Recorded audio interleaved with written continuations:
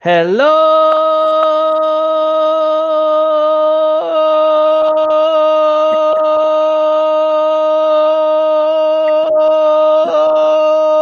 everybody. Boy, it's been a long time. And look who we found. We found Uncle Kurt Bergland in the bunker. Yes. How you doing, Kurt? I'm doing well, thank you, Al. How are you? Excellent. I'm okay. It's good to see a lot of lovely people in the chat. We're going to talk a little pine tar baseball with our good friend Kurt Bergland, and he's one of the creators of the many fine teams and sets they have. And the link is on the page and in the chat up above, and that's Pine. Oh, go ahead. Because I'll mess it up, Kurt. Pine tar baseball. Where do you find it? TTLbaseballgame.com. TTLbaseballgames.com. Remember, TTLbaseballgames.com for all your. Well, I was going to make a bad joke and I stopped. It's not that kind of chat with Al. Anyway, we're going to talk some baseball.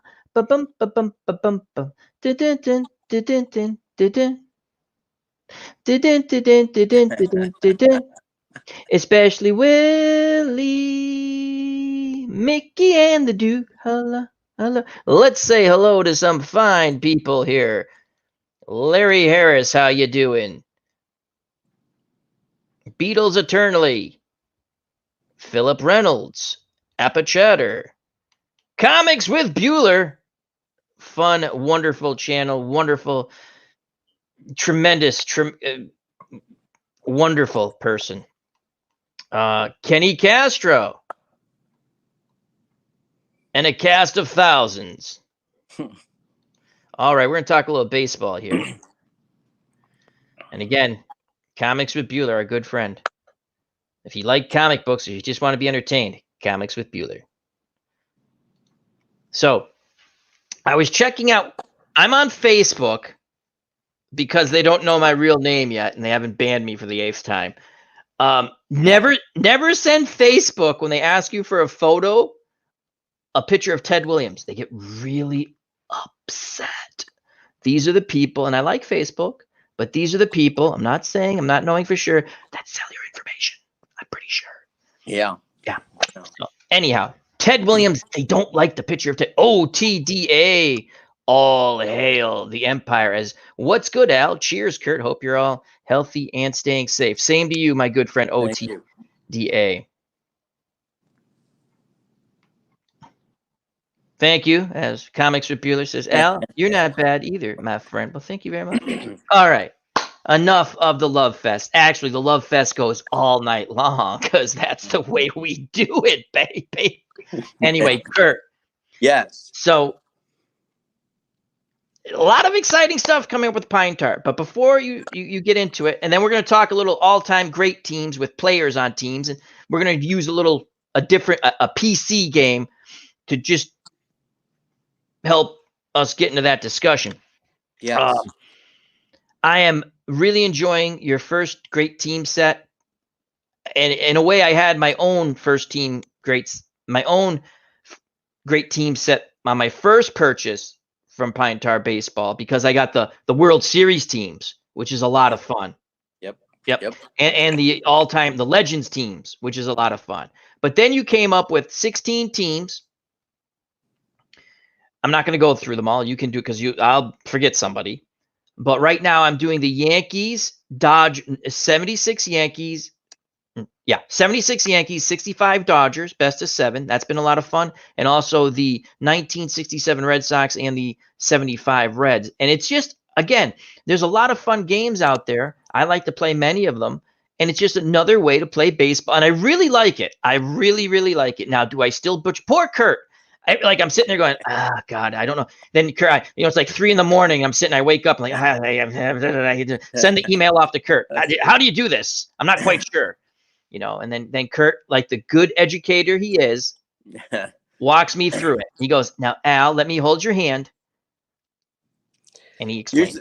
Usually I start by telling you to put the gun down. Yes. And that's, that's good advice, I think, most of the time. So, Yeah, and it's fun. It's a great game. It does things that I don't think other games do. So, and I actually started a tournament of my own with the great teams a couple days ago. So I'm having fun too. It's good stuff. Good stuff. And it's very what I like. It's a different type of strategy. I do things that probably most managers don't do. If you've ever watched my Go Mets baseball, that's to which some people like to criticize me for, but that's okay. That's okay. It is. That's right. What? It is different. I like to think of it as three-dimensional because you have not only lefty-righty platoon splits, but you've got home road splits that you have to account for. And so you have two levels of splits to think of all the time when you're going through your strategy options. And that makes, to me, a more intellectually challenging game. And so I like it a lot. I think it comes up with a lot of alternative strategy because the home and away pitcher splits really affects. Now, yeah. I started lawn board game 3 at home just because it's the better option. Now, I was hoping it, I'm playing both teams. If you're the Red Sox, would they do that in real life? Probably no. But if you're playing and you know the stats, you know that he's a better home pitcher. Why waste him on the road? I had possibly one opportunity to take 2 games. It didn't work out. And I'm playing for the Reds too, and I play both ways. But I really do like that because you can do some fun, crazy stuff. And it's not wrong. It's different. You're there to win the game for for both teams. Right. It's just a lot. And I'm enjoying the 76 Yankees. Oh my God, don't let me burn in Red Sox hell, please. I'm enjoying the 76 Yankees. One, I'm a huge Billy Martin fan. Always have been. I've said it in my streams. I wish Billy Martin managed the Red Sox. God rest his soul. Some people don't like the way Billy managed. I absolutely loved his personality. Loved the way he managed. Players either loved him or hated him. The players that loved him and he'd do anything for them. And it's just the style of play. I just like it. It's the all out, let's win, win, win, and do anything to win. And you could have discussions about that. But the 76 team has such a robust pitching staff to do all kinds, and their bullpen is outstanding in the game. You can do so many things. And yeah, it's definitely a different team than the 77 and 78 teams. And part of it is the pitching depth, I think. And part of it is that it's more along the lines of what you were saying about Billy Martin. Billy Martin, I think it was in Peter Golenbach's book about him, was talking about how he didn't want Reggie in 77. And the guy he really wanted was Joe Rudy. And you can see where Joe Rudy would have fit in perfectly with that team in the sense of putting pressure on the defense, doing the hit and run, playing good defense, and doing all those things that Billy Martin expected his players to do. And so I think 76 is fun too, is a fun team, and it's just so different. It's not like 77 at all. And you do see, though, as I'm playing them and I'm enjoying playing them, they do seem a bat short in the lineup. Mm-hmm. Do you know what I mean? As you're sitting there going, man, I wish I had that other bat to stretch it out a bit. And George Steinbrenner started paying to fill in the bench the next year, and you got, like, on the 76 team, you're sitting there with, Gene Locklear and Elliot Maddox and Cesar Tovar, and that's not really a bench. And so it's a different, and the next year it's like he saw the light or something and started bringing in all these guys, but like Spencer and later on Gary Thomason and some others. But they really brought in a lot of veteran players. Yeah. It's interesting. Again, I'm not a Yankee fan. I'm a Red Sox fan, but I always did like Billy Martin. And there's a very interesting thing. You had sent me a message on Facebook, and I just want to touch on that. I just want to talk about Bobby Valentine for a moment. Because when he was with the Red Sox, a lot of people didn't like that hire. I did. I saw how he managed the Mets when he had his type of players. That's just me, okay? Now, did he manage the same way with the Red Sox? No. Is he a good in-game manager? I'm going to say yes. With the Red Sox, you had players that were not his type of players. He wasn't used to that. Well, I mean, you're used to it. And then this is what I never understood, and I don't want to go back. I've done it way back when I had a rant. You hire a manager, but yet you only let him hire one coach. The coaches are usually his friends, right, Kurt? They're the ones Right. who, it's we're all in this together. We're against the world. He had one hire for a coach, and then the rest were picked by management and were left over Tito Francona guys, who the guys who didn't jump ship or. And the first time, I think it was Petey. I'm not a big Dustin Pedroia fan. Not a big Dustin Pedroia fan. Good player when he was healthy. There's a lot of reasons why I'm not a Petey fan. One, he threw his team under the bus when Machado took him out, ended his career basically. And then they, again, whether you agree with throwing at someone, if they actually did throw at someone, or not. But Bobby Valentine, I watched when he managed the Mets how much joy he had managing players he liked. And again, that's like with anything. If you go to work, you get along with everybody.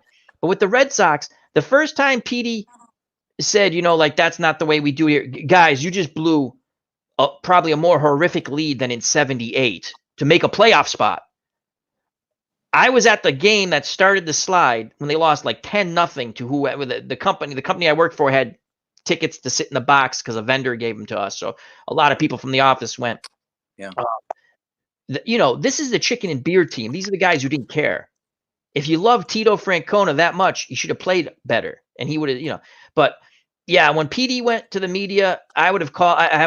My famous line is I would call the player in or the coach or the manager if I didn't like what there's. I want you to wear your uniform, and I'd have these big mirrors, and I'd say, now look in the mirror. What colors are you wearing, and what does it say across your chest?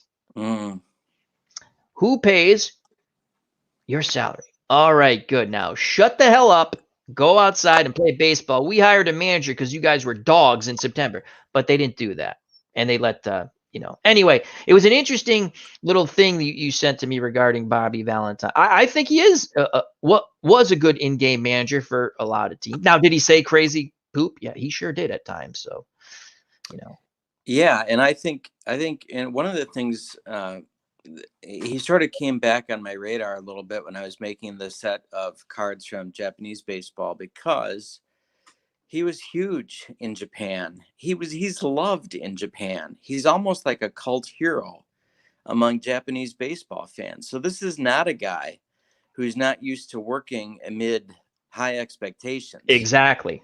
And so, and in a culture, a baseball culture with high expectations. Certainly the players have them in Japan. I think far different than here in the States. And so every time, so I've been carding the 99 Mets for the great team set that I'm working on for the 90s. And to me, the signature game for Bobby Valentine was the NLCS Game 5 against the Braves in 99, when he used just about everybody on his roster to beat the Braves and stay alive in Game 5 and go back to Atlanta, where they eventually lost the 6th game. But the point is that if you look at the talent levels on the Mets that year and on the Braves that year, he had no business taking the Braves to 6 games. He should have been swept. And He was able to get out of that problem. And just simply by knowing his players, he even found something for Bobby Bonilla to do at that point. And that's at the end of Bobby Bonilla's career, but not the end of his contract. No, I think he's still getting paid. Right. Like exactly. Everybody. And Bobby had pretty much checked out, I think, by that point. But Bobby Valentine found something for him to do. And so, I just, it just was it's the best in-game managing piece I've ever seen a manager do. And they eventually won. It was the walk-off grand slam single by Robert. Yeah, because they didn't let him touch the plate by Ventura, right. I think. Yeah, he passed somebody on the base. I don't know what it was. But anyway, they won eventually and went back to Atlanta. But it was just a remarkable overachieving job. Now, granted, their salaries were incredible, but in terms of talent, man for man against Atlanta, they shouldn't have been where they were. Right. And, yeah. Great point. I just wanted, because we were talking about, now let's get into, and I appreciate your opinion on that, because and then not because you agree, I didn't even know you liked Bobby Valentine. I just always thought he got a raw deal in Boston, with all the headaches he had to deal with. And again, my point is, when they hired him, they should have backed him, or you shouldn't have hired him. I get it. They say, well, Larry Lucchino wanted to hire him. Okay, but you went along with what Larry Lucchino wanted to do. He hired Bobby because they wanted the Chicago. He managed in Chicago. What was his name? I can see him now. I can't think of his anyway. And that would have been boring as hell. I don't want a boring manager. No. But yeah. So what's coming up with Pine Tar Baseball? Again, I'm enjoying it. I love the splits with the pitching. That's probably my favorite thing. And now when you also the grades, I've gotten used to the pitching grades. Right. And that's the challenge, I think, like with when you're doing a tournament, because you've got a pitcher who maybe didn't pitch well on the road, but you've got home games coming up, and do you pitch him on the road when he has a bad grade on the road, knowing that he's going to come back in the rotation and be up when he's at home? Or do you not pitch him at all on the road to save him from that and try and plug somebody else in? It's just a lot to think about. It's cool stuff. It's good stuff. Yeah, it is. It's fun. Especially now. Yeah, it's there's the third time through the order problem too. Right, because the grade might switch. A lot of times it switches, and not for the better. Right. Usually not for the better. And sometimes you can drop off, a couple of letters and really go down in performance. And that's something that I think is, I don't know. Were people talking about that 10 years ago? Probably not. Were they talking, maybe not even 5? I don't know. But it makes so much deal. It makes so much sense, Kirk, because think back to 1978. Oh God, I'm going to say that the one game playoff. Mike Torres said, and a couple other Red Sox, they had wished that they had lost the coin toss, not because they didn't want to play at home, but because they knew Mike pitched better on the road. And again, he didn't pitch hard. I've watched it over. And to be honest with you, we make fun of Mike Torres. We really shouldn't. He actually won a lot of games for the Reds. I mean, look, he won 15 games, 16. He was a solid pitcher. Made a bad pitch to Bucky Dent. It floated over the wall. And but he was a better. I'm not saying I've looked at stats. I just remember seeing an interview where they go, we wanted to play on the, I knew I was pitching and I wanted to play on the road, he said, because I pitched better at Yankee Stadium. In my mind, I could pitch to them better at Yankee Stadium. So with you having the home and away split with the pitching and then the grades, and I had my first, usually the pitching grade takes something away. I had my first one where Mike Andrews ended up hitting a game-winning, what would have been a double, turned into a game-winning, a third run that the Red Sox needed desperately because the Reds would come back and score 2 in Game 3 in my little best of tournament. And it's a lot of fun. I like the different way of thinking. Every game has a certain way. And it just, because I remember you had sent me a message going, oh man, I don't know if I would have pinched it for Doyle Alexander. Yeah. And I was like, my mentality was, I think Billy would try to take every game, obviously, but if I can get 1 out of 2 in LA and go back to the Bronx, I'm okay. And it's just a fun.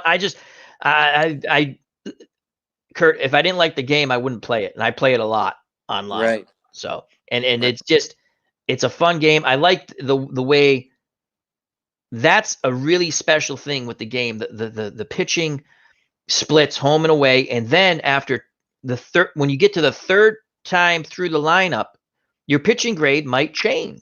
Usually it does. Sometimes, some of the elite pitchers, they'll go up, And plus, I get to DH Don Drysdale in an American League ballpark, and that was awesome. It was just fun. Yeah, I mean, so when I put that team together, I learned that he pinch hit 14 or 15 times that season. Yeah, he was a good hitter. You can see why. Yeah. Definitely, especially when your competition is Wally Moon at the end of the line, Drysdale's looking pretty good. So yeah, it's a fun game. It's good stuff. We're working right now on a set for the 90s. I picked out 8 teams for the set, and then we opened up a fan vote for the last 2, one from each league. So the ones that I chose for the National League were the 92 Pirates and Braves. Again, we're looking for teams that were really good teams, but also teams that people may not have in other game systems. And so I chose the 92 Pirates and Braves, and then the 99 Mets, and the other team from the National League, don't tell me, was the oh my gosh. Well, I can go to the I think let me go with Facebook. And then then anyway, let me come back to the American Okay. League and then I'll do them. And then the 98 Cubs. And Yes. then the American League teams are the 92 Athletics, which is LaRussa's last playoff team in Oakland, and the 93 Tigers, which is one of my favorite all-time teams because they had no pitching at all or very little pitching and could beat your brains in with power. And the 93 White Sox, and then the 94 Yankees, which was during the strike years. Yep. Then we opened up the voting, and the voting for the National League teams, there were 3 to choose from. One was the 93 Phillies, one was the 97 Marlins, and the other one was the 94 Expos, and the 94 Expos won pretty much in a runaway. Yep. And in the American League side, we did a vote between the 95 Mariners, the 95 Indians, and the 99 Red Sox, and the Indians won that one. Yeah. So, yeah. It would have been fun to have Pedro. Boy. Yeah, I'm going to come back and do them. Yeah. So that Pedro, I don't know, that Pedro playoff performance was the best pitching performance I've ever seen in my life, and I've just got to get them done. But Appichatter 93 Phillies. No, they didn't make that one. As Kurt just explained. Now they might. I don't know. I don't speak for Kurt. Could some of these teams pop up on a set later on? Possibly. Oh yeah. I mean, like I'm kind of booked as far as I can tell with karting through like August, maybe July, and then I got another opening, and then I'm going to come back and do some of these teams that I've missed. Some are playoff teams that I think have been forgotten, but then some, like the 99 Red Sox, and some are our World Series teams that I think have been forgotten, and I think the 93 Phillies are one of those. So we're definitely coming back through and gonna make some more on them. Can we talk about the All-Star teams or no? Yeah. Okay. Kurt's come up with. Oh, we lost Kurt. Sorry, did I lose you there? Kurt's back.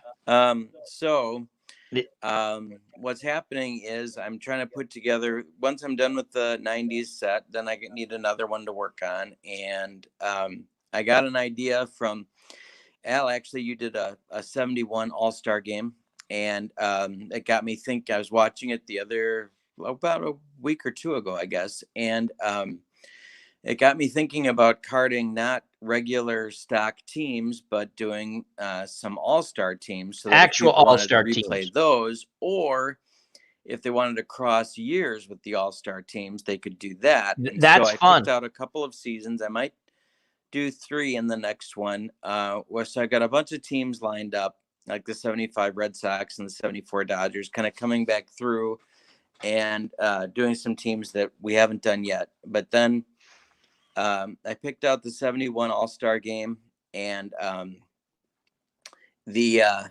77 All-Star game. And what I'm going to do is to do cards for those teams, and so that if someone wanted to replay those games or to play 71 against 77, something like that, they could do that as well. And so the other thing that it'll do with those 2 seasons, first of all, the 71 All-Star game on YouTube is incredible, and if you haven't watched it, you should. But the 77 season has a lot of individual performances that are pretty amazing. Foster hit 50 homers, Carew hit 3 88, and there would be an opportunity to make a Mark Fidrich card, which I know a lot of people have asked me to make. And so I love the bird. There's some good opportunities there to fill in some gaps in what we offer, and so that would allow me to. And Parker, of course, had a great year. Rice did. So there's a lot of options there for folks to look at, but a lot of fun, I think. And so it'll take some doing because each team has to kind of be researched, and so that'll affect each player's outcome and each player's card. But I think it'll be fun. I think people will be really happy with what it looks like when it's done. So that'll be part of the next set. So the 90s set, I'm hoping, is out early May, and then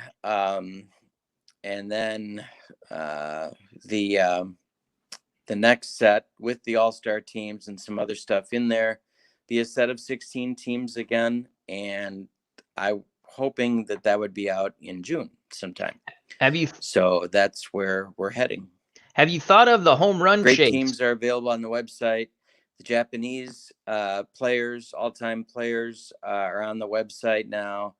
That set's a lot of fun.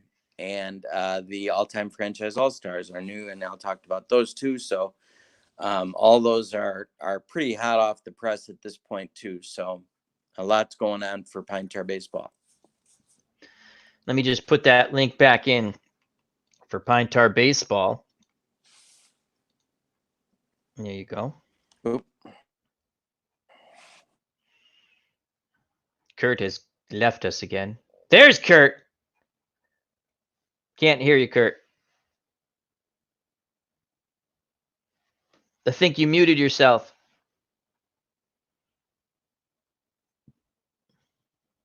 So Kurt's having a little technical. Can't hear you. Can you hear me? You can hear me. Ooh. Nope, can't hear you. Why don't you drop out, come back in? Let's see if all of a sudden we lost your. We can't hear. So Kurt having a little technical difficulties, and our next subject, I think the all-star teams. I like that. I've played that with other games that offer the all-star teams, and it's a lot of fun. It's a lot of, to me, I like to pit all-star teams from different eras. Question to the chat: what was the all-star game in the early '80s that went to extra innings? And it's the famous. I was there. Oh, yeah, I can hear you now. Now I just have to remove this one. Okay, good. So I just asked the question, Kurt, that the all-star game from the early '80s where Gary Carter tags out the guy at the plate. It went to extra innings, I'm pretty sure, and it was God, I can't remember that all-star game. Was that the Kingdom one in '79 when Parker made the throw and Carter tagged? Is it '79? Yes. Yeah. Did that go to extra innings? I don't. Is that the game, or am I getting my all-star games mixed up? It was real close, real late. I know that. I don't know if it went to extra innings, but that was a fun all-star game. I remember that as a kid. That was just wow. Yeah. I mean, there's so many good ones to choose from in that period. 80 is really good. 83 is really good when Lane hit home runs in Comiskey. So there's some good stuff to choose from. I'm toying with the idea of adding a third all-star game in there, so we'll see what that looks like. Yeah, but I love the whole idea because I've done it with a different game system of just playing, like, say, the 1950 All-Stars against the 1999 All-Stars. I just love that whole. You're taking the best of different eras and you make them. You make them play, and it's just fun. So you also have the Japanese set, which you already talked about, and you have your version of the Great Teams set with the best players. A best team. You did it a little differently, I believe. The best players to put together the best team possible, not necessarily. Well, they're all good players, so I can't say, but an all-time franchise team. What is it? Because some people are gonna get when they see, Raj, like, why didn't this guy? And you guys did good. You guys did good. Well, there's a tension there, and I'll give you an example. Like I was just looking at and I know James and I talked about a couple of teams at length. One of them was the Yankees, and another one I remember talking about the Indians. And the problem with the Indians, in fact, the problem with a lot of the teams that go back before the expansion era, is that they have multiple players who are awesome at the same position. And so the problem, and in some of those cases, you can figure out a way to snake them in. And on Pine Tar, what we did is we carded 31 players per team. And so you could make cuts if you wanted to. And so we decided on some of these teams to just let people make cuts. One of the examples of that is on the Indians, where at shortstop you have Boudreaux and, Lindor and Boudreaux, if you look at the metrics, are the first two. But one of the things that James and I talked about is, can you have an Indians all-time franchise team and not have Vizquel around? Well, that's great, except 3 shortstops is kind of a lot. And Boudreaux did play some other positions. In fact, so did Vizquel. But the point is still that you got 3 basically shortstops, and are you going to use up 3 roster spots with 3 shortstops? So it's not, when you're putting these teams together, you're not just grabbing the 25 or 31 best players. Right. You're trying to craft a team. And when I was watching your broadcast the other day, today, of the Yankees and the Astros, it reminded me of the discussions that James and I had at length about the Yankees. And that is that if you look at their all-time players, with a few exceptions, they are left-handed hitters. Lots of lefties. Yeah. And so you have basically 2 bad choices. You either leave the team as it is, sort of vulnerable to left-handed pitching, or you make the choice to get rid of 1 or 2 or 3 of those left-handed hitters and replace them with players that maybe aren't as elite or maybe aren't as well known as some others. But you're making a team that all of a sudden is a little bit more balanced against left-handed pitching. And when you were reading off the names of the folks on the bench that were right-handed hitters, I mean, and I love Roy White. Roy White was a really, really underrated player. Now that was, let me just say, we're going to get into that because we're going to talk a little bit about that. I'm going to show how people, this Out of the Ballpark 21 is a PC game, and we're going to talk a little, and Kurt will stay on, obviously will stay on with us because the tremendous baseball knowledge, plus Kurt's my friend. So there. And so it was that Beatles Eternally, who's a moderator on my channel, and he's in the chat. He's the one who said, Al, did you see this new thing that was made by the community in the workshop? It's a lot of fun. I mean, that's right up my alley. I love the what ifs. So, but yeah, we're going to get into that. And so back to your point about when I was going down and saying, wow, you can't argue with the Yankees. There was a few of them I'm sitting there, well, that guy made it. I don't know if I would.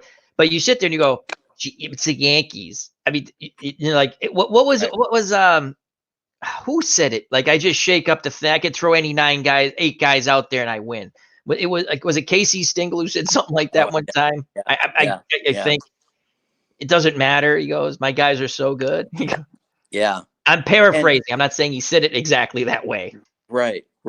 And that's the reason why, like, and I did about a quarter of the set, maybe a third of the set. I don't remember, but I remember thinking that the teams from the expansion era are kind of easier to work with because you're not hamstrung in terms of roster size by all of these legends that you're like, oh my God, I can't cut him. I can't cut him. I can't get rid of that guy. And so with an expansion team or with an expansion era team, yes, you have folks like Mike Trout who absolutely have to be on the team, but there aren't as many of them. And so you're able to make a roster that is a little bit more flexible. And I think that might be more fun to work with. And I think Yeah. as we work through these games with these teams, it might even be more successful as a team to be able to win, because you're not, I don't know. I'm not explaining it very well, but No, you're I know not what you mean. No. What you give 31 players, correct? right. You can either play with all 31, which when I fool around and play with that, I haven't streamed that yet, the all time, because I'm doing that set, your first all time great set, which I'm enjoying. And I find if I start going all over the place, I start way too many things. Right. So me personally, I'll play with 31 probably, but you can cut it down to 25, 24, 26, 28, whatever you want. Beatles, our good friend Beatles Eternally asks, he's a big Pirates fan. I hope for the Pirates at shortstop, you chose Wagner and Vonnegan. Oh, Archie Vaughn, yeah. Vaughn, sorry. Yeah, they're both on the team. But that illustrates the point, Beatles, to really, really well. And that is that there are a lot of really good Pirates that probably would have been on another franchise, would have been no-brainers to be on there.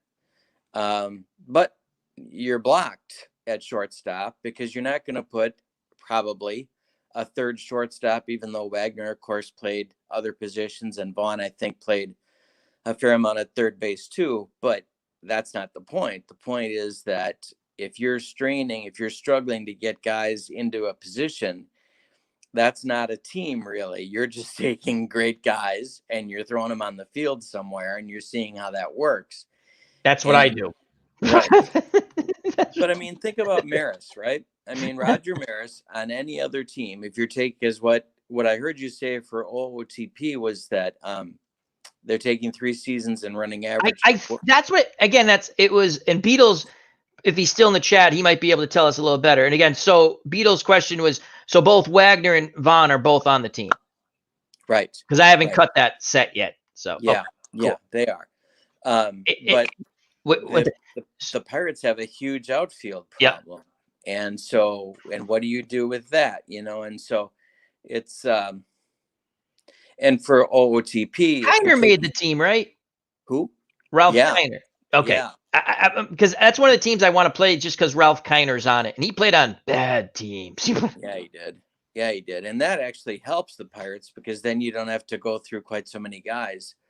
But because they had a couple of pretty long dry spells as a franchise. But Kiner's definitely on there. A slugger for sure. Might do better in the DH role if you're doing that. Yep. But here again, you got Clemente, you got Parker. Okay, so if you're going to play Kiner in left, and you got Willie Stargell too. Yeah, Willie Stargell first. He actually, and so you're trying to find lefty-righty balance so that the team is competitive, but you're also trying to portray and reflect the franchise accurately for who their great players really were. And there's a real, on some franchises, there's a real tension there. The Yankees are one of them. I think the Pirates are definitely another one of them. The Red Sox are another one of them, where you just have these incredible log jams and you have to decide what it is that you're going to do. It's much tougher than taking a regular season and just carding the guys. It's very difficult, I think. And then we haven't even talked about pitching, which is another. I mean, we did 15 of the 31 guys were our pitchers on our set. 16 players, 15 pitchers. Right. So I mean, position players. Carry. And so if you're not going to carry, I've gone, as a kid on my Stratomatic teams, I never carried more than 9 pitchers. And now I'm finding it hard to live without 11. So that means the way the game's played now is so aggravating for me. Exactly. I still love baseball. I'm just saying, my God, I got to switch. I did the Satchel Paige barnstorming turn. I'm sitting there going, oh my God, I got to switch another pitcher for Detroit. It's just I can't take this. Yes. It's the way the game's Yes. played. It's Yeah. Yeah. so Especially when the staff is bad. yeah. You know, Yes. ugh. That is So why anyone wants to play that team. I don't know. That's it. The reason why I came up with my Satchel Page. First of all, I like Satchel Page. I was like, well, how can I use this Crawford's team? Now he's on. I think he's on the Monarchs. He has over 20. I think it's 21 wins. But the Crawfords, his ERA is much lower. And I'm an ERA guy. That's just me. And so I said, well, how am I going to play all these? Motivate myself to play all the 2019 teams for a different game engine. And I said, this is the way I'll do it. I'll pitch Satchel Page against every one of these teams that guarantees me to rip these things. So anyhow, Beatles asked, Kurt, what metric did you use to choose your players? Before you answer that, Kurt, answer, Beatles, actually Beatles, I want to ask you a question about the OTTP because you brought it up earlier. But yeah, okay, Kurt, go ahead. And then we're going to segue into what they chose for great players. Right. So what we did was for the teams that are pre-expansion. So the 16 basically before that go back before 62. We did the fourth best season of OPS, and then tried to figure out where that player was in their career on that team. So sometimes it landed them in their fifth or sixth best season, but the overwhelming majority of position players are in their fourth best OPS year with the team they were at on that year. There's a few exceptions, but not too many. Then for pitchers, did the same thing with ERA, and we looked at ERA +2. And with them, there are some of them who, like I'm thinking of Derek Lowe, who had a career where he spent significant time both in the bullpen and as a starter. So where there are pitchers like that, we looked at, what the need was for the team, what role needed to be filled, and did that pitcher fill it? But for the vast, vast, vast majority of the pitchers as well, we came up with the fourth best season for the pre-expansion, and then for the expansion era to today, then we did the third best.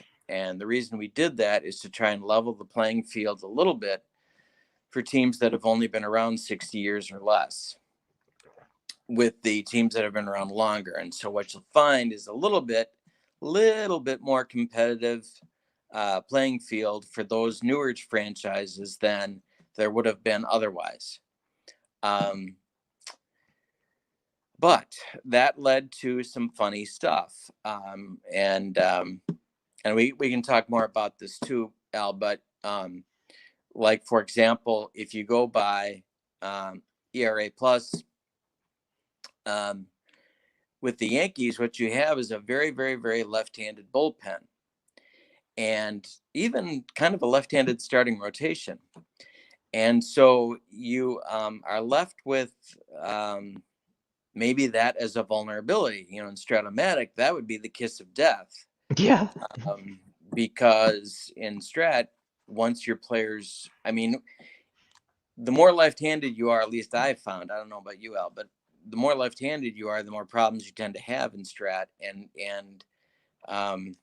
if you get away with it, sometimes you can get a guy that has a reverse split and get away with it that way a little bit, but you're not going to do it for very long. And so it creates some interesting rosters when you look at it that way. So we, for each team, we landed around, I don't know, I would come up with about 40, 45 guys and then stop and then look at putting together the guys that were automatic yeses to be in the, so to be you did like a 40-man roster then. Yeah. And then you broke it down to, let's get it down to what we want to do. Right.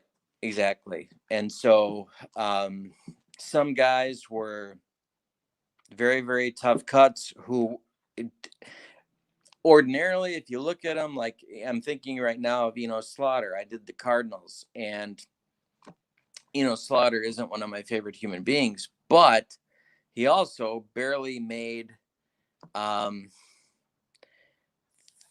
the roster in terms of what was necessary for the Cardinals to have. And so there's it's kind of like when I coached high school sports, you're doing a team, you got this little group of guys who are definitely going to make it. And then you got another group of guys who are sort of tweeners, could make it, maybe not, but you got to figure out where they're going to sit. And that's kind of where we were with putting these teams together. Those guys in the middle were some franchises tough to figure out. So thanks for explaining that. And Beatles Attorney says, nice approach, as most people are enamored with war. So with that stat. So yeah. Again, I'm not the right person to talk with all these.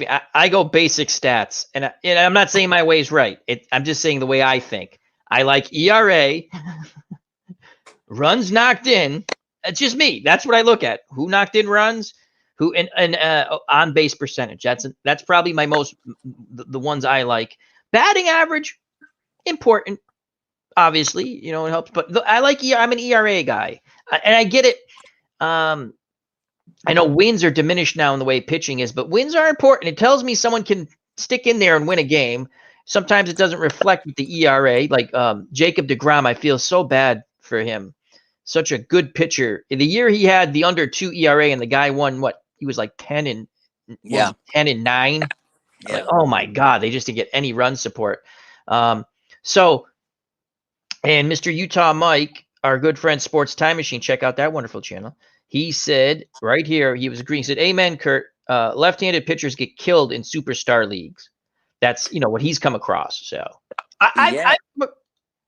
so it just happens sometimes. Now, Kurt, do you mind? So before we segue into just looking at the greatest teams that was created in Out of the Ballpark 21 through their mod community in their workshop. Let's go back real quick, and we'll touch again at the end about Pine Tar. I'm actually going to go to the Pine Tar site, and all right, let's see if we can share the screen here. Remember, I was practicing sharing the screen before we came on. You were practicing. Now let's see if practice made perfect. Yes. So let's do. I was doing my stretching, and you were practicing sharing. Yeah. Okay. It was and. I just thought of another guy that was an example of the log jam. Oh, yeah, yes. Did. Very good. All right. Dazed and confused, I did it. So this is Pine Tar, and let's just show you. I can't see you. I can't see the chat or anything right now because I'm on the Pine. So let's go. I have the Legend set, which I find a lot of fun. And Kurt, where do you want me to go? That's the one. You got it. You had it right there. Okay. Yeah. So I also have, here's a fun set. I have the championship set, 24 World Series teams, 46 World Series teams, 1960 World Series teams, 2016 World Series teams, and then on the 79 teams, which is a lot of fun. And these cards, I tell you, these are lovely cards. They're already pre-cut, and they're like a playing deck of cards. They're just tremendous. So this is a really fun set. I have that one. And if you just want the 79 set, this is a good set in my opinion. They're all good sets, but I really enjoy this one. So that's there. Where would I go, Kurt, for the greatest team set? Would that be? There should be a link. I think maybe 2 more over to your right. Oh, I think you just hit it there. That's a season. Oh, let's go over here. And then you go to the next page. Oh, no, that's it. Okay. Now look at, that one, that link. Yeah, where you just hit on that one, I think might have it. There's a player card. Oh, yeah. Okay. So we were talking about the Japanese, and that's a PDF. Right. And that's a great way. I think you'd say that's a good way to see if you like the game, which I do enjoy. $4.99, and you get the All-Stars, 4 unique rosters, Japanese League. Right. So what I did with that one was I researched a lot of Japanese baseball history, and there seemed to be some breaks. Japanese baseball had kind of a dead ball period through the early 50s, maybe the late 50s. And so I cut off the first team of All-Stars at 1959 and called those the Legends. And so those guys would be the pre-World War II players up until 1959 for Japanese baseball. And then I had a Stars team, which is the Sadaharu O team, which goes from 1960 to 1989. And then I had a Today team, which has all of the Japanese pitchers that are in the majors today. Folks like Nomo and Otani and Tazawa, and the names that from Japanese baseball, as well as Ichiro and Matsui, and that's the Today team. And then the fourth team is foreign players, mostly Americans, who went to Japan and had good careers or big careers. Maybe not real long. Maybe in some cases they were real long. And so there's 4 teams, 117 players in the set. It's $4.99 for the download, and it's a lot of fun. It's I've been playing around with it, and it's part of the learning process about what Japanese baseball is like. It's a very aggressive game.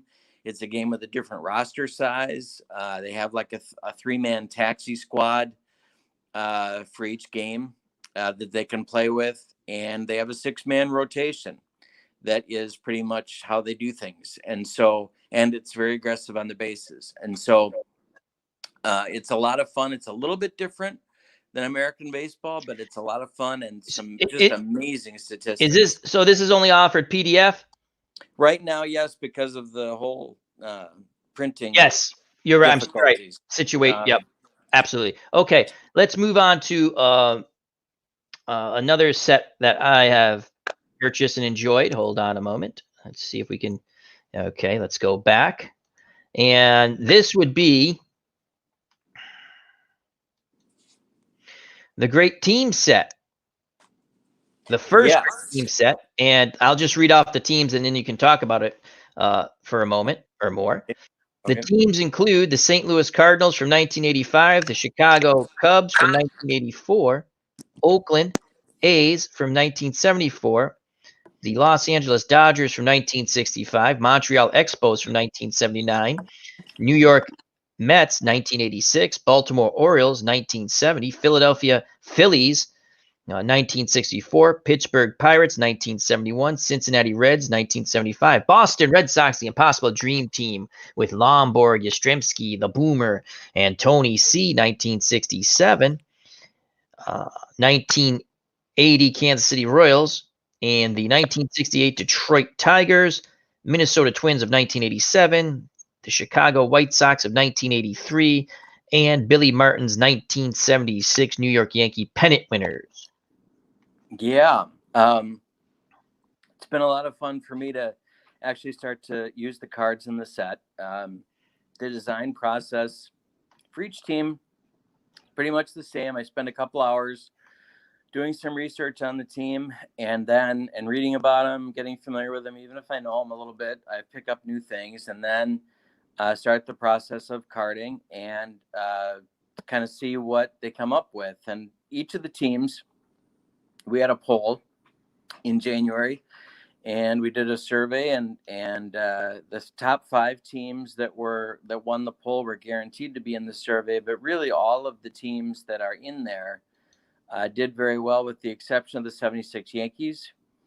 And they were lower than the 78 team, I think it was. And I picked them because 76 seems to be a season that folks have trouble getting their hands on. And I also kind of like that Yankee team, and I'm not a Yankee fan.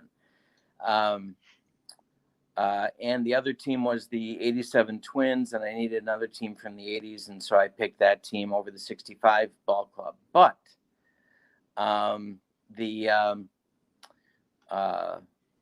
fun of it for me was to kind of look back and learn more about these players and see kind of what what the teams were like and what the strengths and weaknesses were, and now to spend some time using him in my own tournament and kind of see what happens. And so it's a good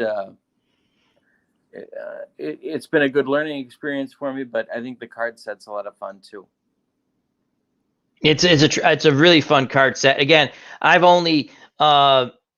cut 4 teams, and I'm playing them online. 76 Yankees. I've already told you early on. Really fun to manage that pitching staff.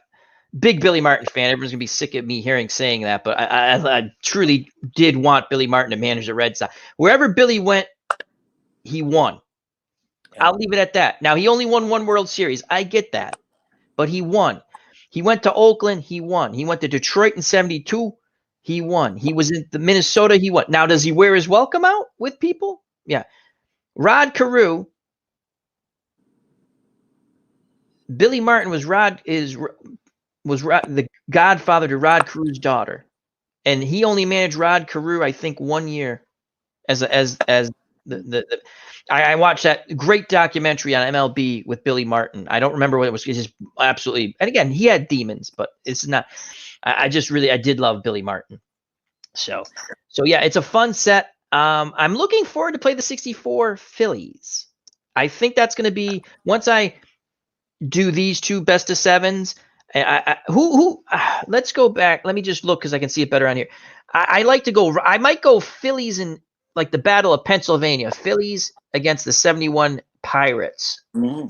That I like. I have to have a little Barnum and Bailey. I have to have a little of that boxing promotion. Will it draw? Kind of thing in my head. But yeah, I love this set.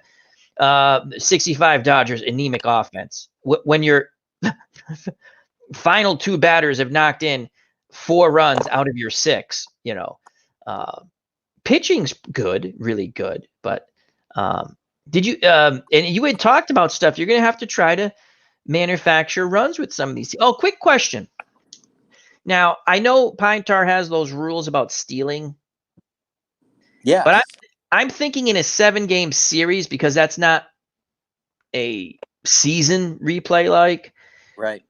I might let them I'm not going to do it with this series because I didn't start it that way. I'm sticking. I might let them just steal, because they're not getting on base all. Do you ever get anyone?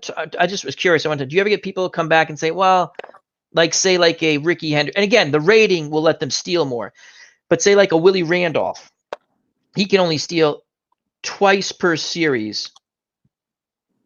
So if he's right. And the intent of that, of course, is to be thinking about a full season replay. But in the case of what you're doing, with a series that could go 7, I mean, I think you got to at least double the numbers. I like that. I like to 4. Yeah. Because if you don't, I'm taking away a weapon, basically. Right. You're not going to have enough. You're going to be too low on your steals, and so I suppose you could make up for that a little bit with using the hit and run, but yeah, I would for sure double it. Great. So this is a fun set, and that was we're going to show you one more of the all-time, and then we're going to move over to Out of the Ballpark, and then we'll have some more fun discussion on some of the teams, and we're not going to look at every team, but people in the chat can ask which team they'd like to look at. And then we'll just bounce some, So we're going to go to Out of the Ballpark. Okay. And DC says he loves the 64 Phillies. Now, Mike says he destroyed going back to Billy Martin. See, yes and no. The only way he was going to win with that team, their bullpen was so horrific, was he's got to pitch those guys. And some people say, yeah, they threw a lot of innings, but he's hired to win. It's a different game then. The owner wants to win. He wants to win, So that is an argument that's always brought up with Billy Martin. And I mean, you can go either way on that. But to me, he's there to win. And that gave him the best opportunity to win, was to pitch those guys. Did it shorten their careers? Maybe. Maybe they get hurt anyway. But if you look at the innings they threw, you could say yes. Good point, Mike.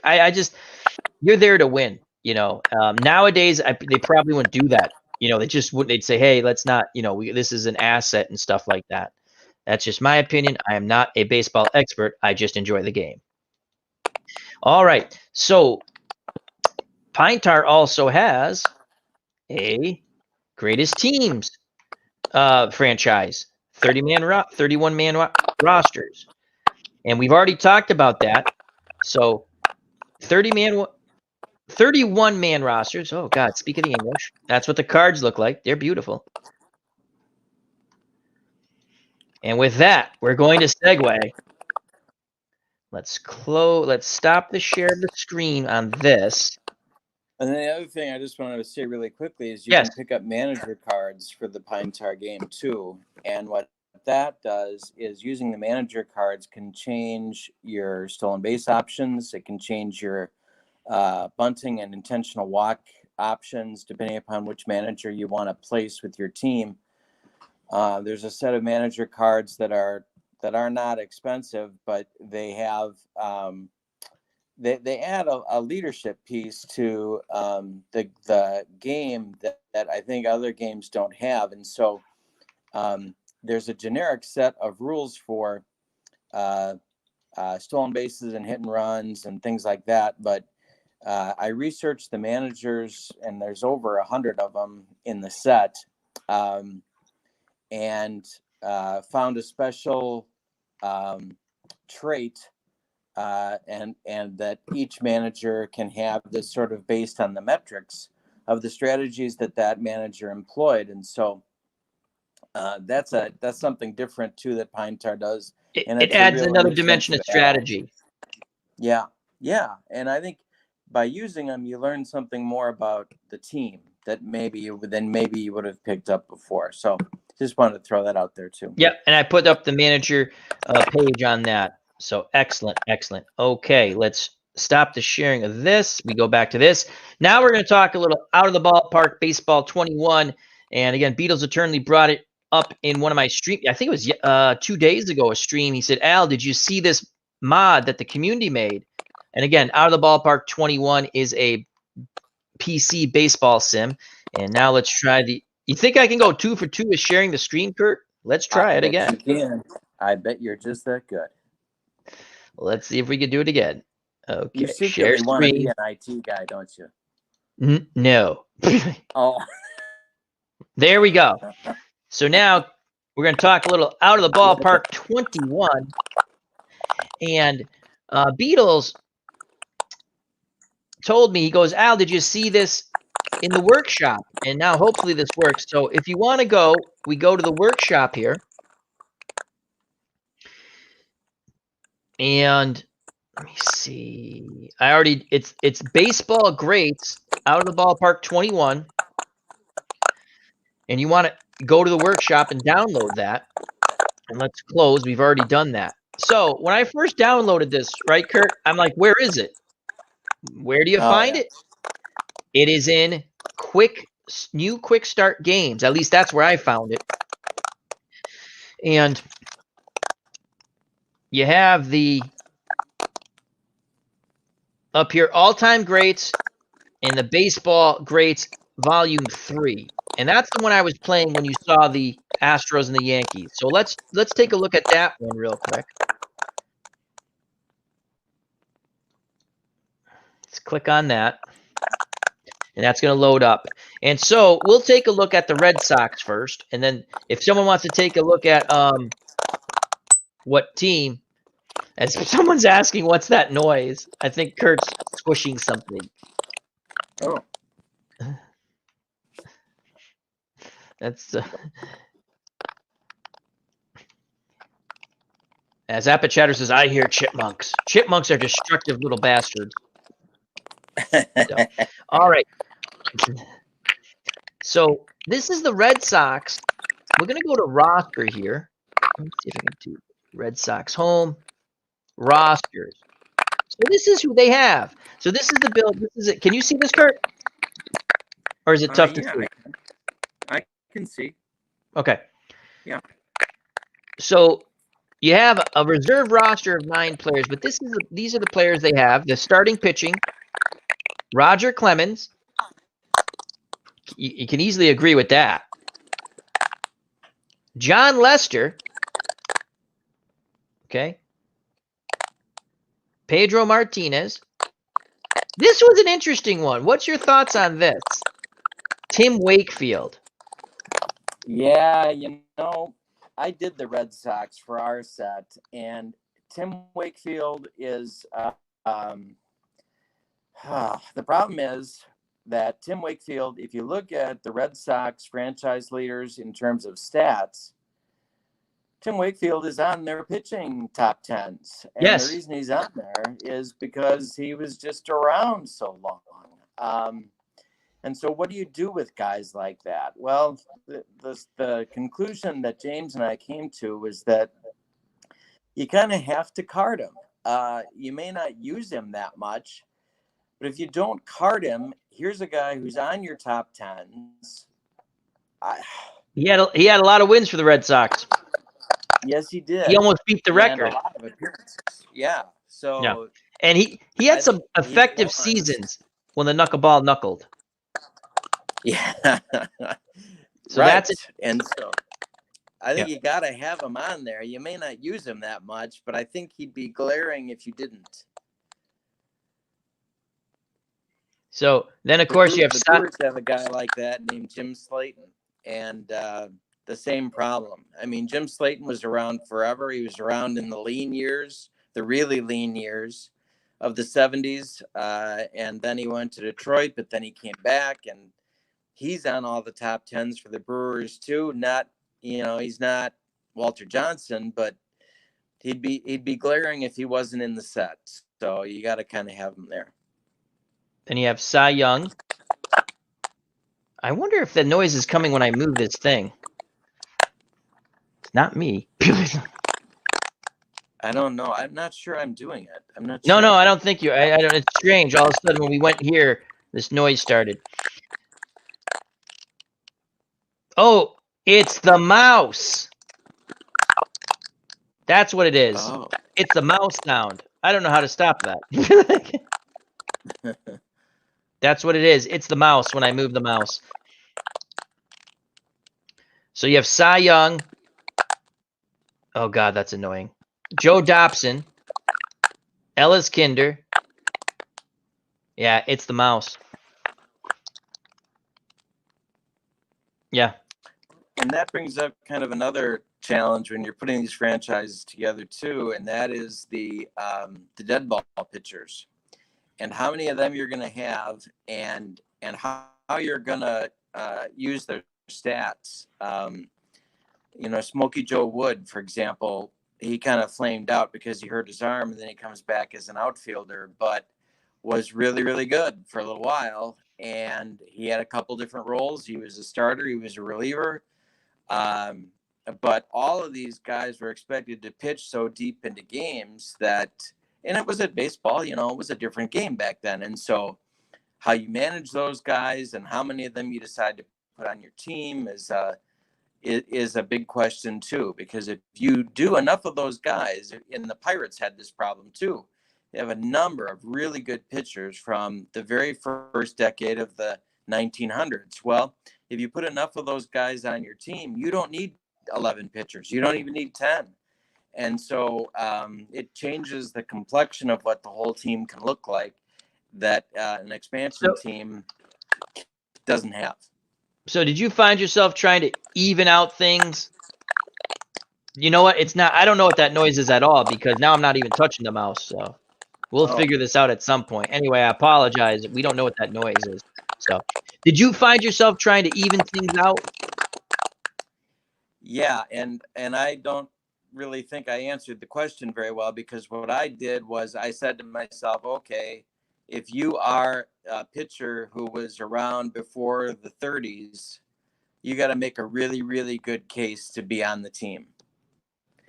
And so I had kind of an anti-dead ball attitude, except where there was an overwhelming case to, like Ed Walsh for the White Sox.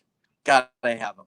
I mean, you may not like him because he was kind of a mutant. He was a freak. He pitched all the time and he was awesome. But, the White Sox the franchise, it'd be glaring if he wasn't there. It's kind of like Walter Johnson. Yeah, you got to have him. Yeah. But if it's not someone like that, then to me, I liked to be in the 30s and on, and even 50s and on, if I could get away with it. All right, so we'll continue with the Red Sox, and we'll move to the Yankees. And then if you're in the chat and you want to see a team, you just tell us. So then, all right, so we had Cy Young, Dobson, Kinder. Derek Lowe is an interesting choice, but he did pitch a lot for the Red Sox, a lot of different roles. Dick Raditz. Here's the thing with Dick Raditz. Every time I use him, he just doesn't function well in these sim games. I don't know why. Now, he played on bad teams, but I mean, he blew my save in my first game in this league, but we end up winning. We end up winning. It was okay. Yeah, Dick Raditz. Very good player. Very good player. Just he doesn't translate. I don't know why. Whether it's card and I've never played him card and dice yet, but in the PC sims, he just does not translate well in that. It's like a 50-50 with him. He might get it, he might not, and those were some good seasons. You have Bob Stanley, who, to the chagrin of Uncle Ron Juckett, made it, but Stanley. Again, solid pitcher for the Red Sox. Smokey Joe Woods, you talked about. Jonathan Papelbon, they list as the closer. Again, interesting choice to me.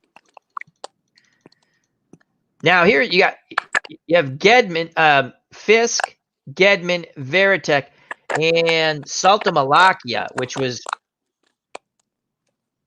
But again, he's on the reserve. I moved him to the reserve roster. Here's an interesting thing.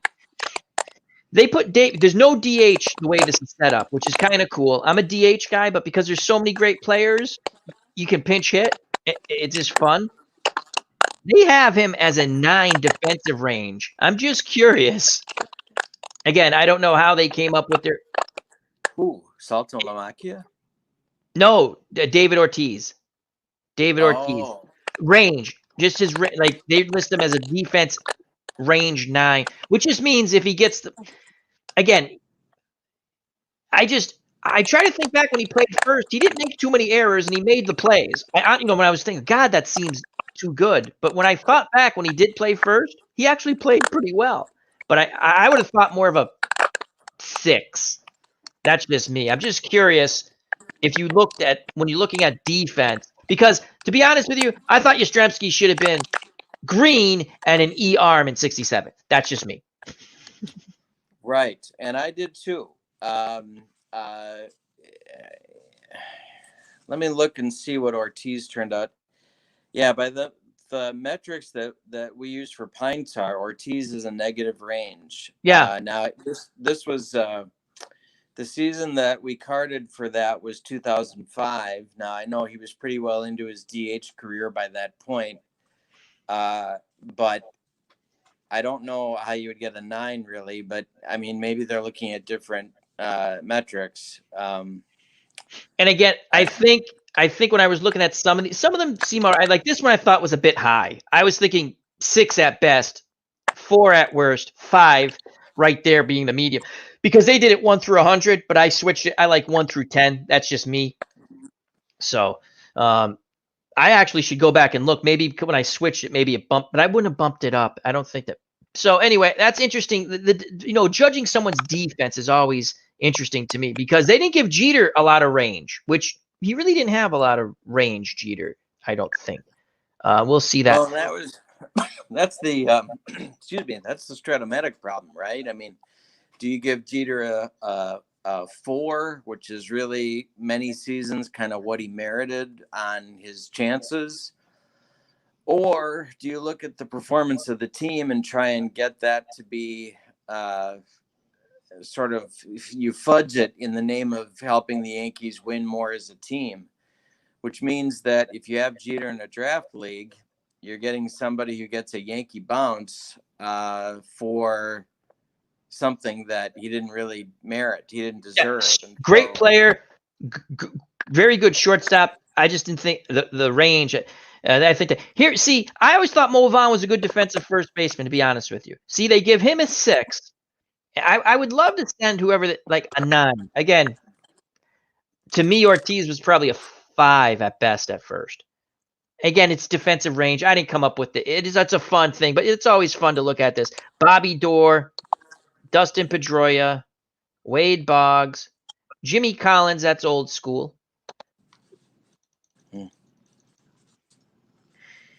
Rico Petrocelli.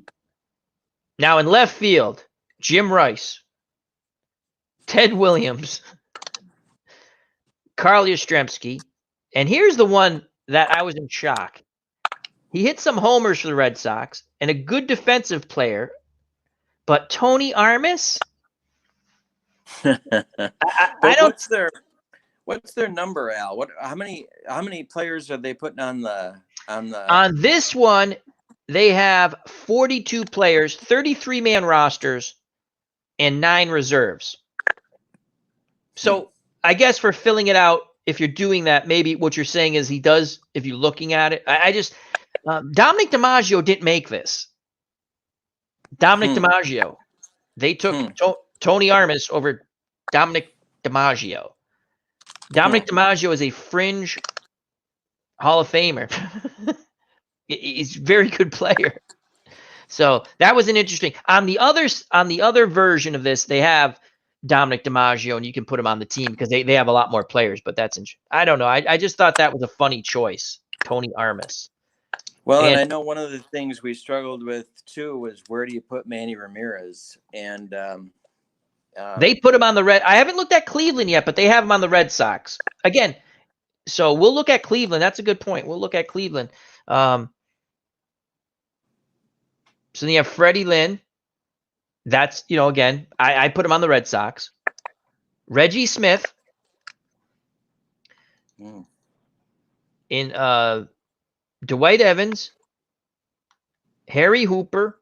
Manny Ramirez. So that's the team. In your reserves, Bill Lee. Bill Deenan, old school. Sad Sam Jones, old school. Dutch Leonard, old school. Cal Mays, old school. Mel Parnell was a good pitcher. Mel Parnell, good pitcher. And again, I can move these guys over. Louis Tiant, which I might move over. I might get rid of somebody. Salta Malakia, and then old school Doc Kramer. Those are the Red Sox. The only the things I question, again, it's someone made this, so thank you very much. I'm enjoying it. It's the arm. It would be interesting to see how they pick Tony Armas. That's just me. I would pick Dom DiMaggio to be on the team. So that's the Red Sox. And since we have some Yankee fans in the chat, let's go to the Yankees. One of the interesting ones was Dylan Betances, but I was like, Dylan Betances, wow. Yeah. That's when you've decided that you're a right-hander in your bullpen. Is what's going on there. That's a good point. Maybe they thought there were too, like you were talking about, too many lefties. Yeah, I mean, and we never did figure out where Goose went, right? So did you look him up on the Padres? Because he's kind of a glaring omission too. But Goose Gossage? Yeah. Goose Gossage, I think he was on the Padres. I think go. I'm trying to remember back. So I think he was, because someone had mentioned that in the chat when I was doing the stream, because I was like, whoa, no Goose Gossage. Let's go back to standings and Division 1. They have Padres. And Goose Gossage, yep. They list him as the closer. So they put him on the Padres, which again, he really didn't pitch long for the Yankees. So he left 78, 83, was it? Yeah. I mean, that's a decent run.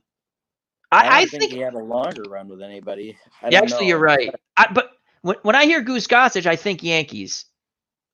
Me too. So I don't know. And Maybe they just are trying to even out things. probably. Hello, Dave Little. But yeah, he was on the Padres because he started off with the. As I'm moving that over there, there we go. Hello, Dave Little. Check out that wonderful channel. Eddie Seacott would be with the White Sox, I would assume. So let's go.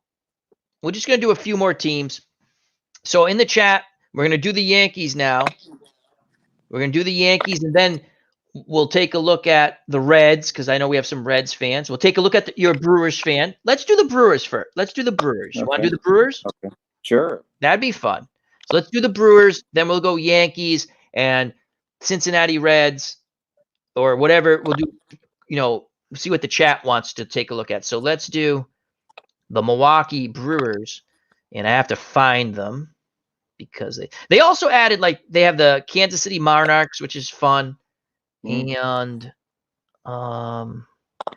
Cooperstown Pioneers, which I think they're really, really old school, I think. So here's the Milwaukee Brewers.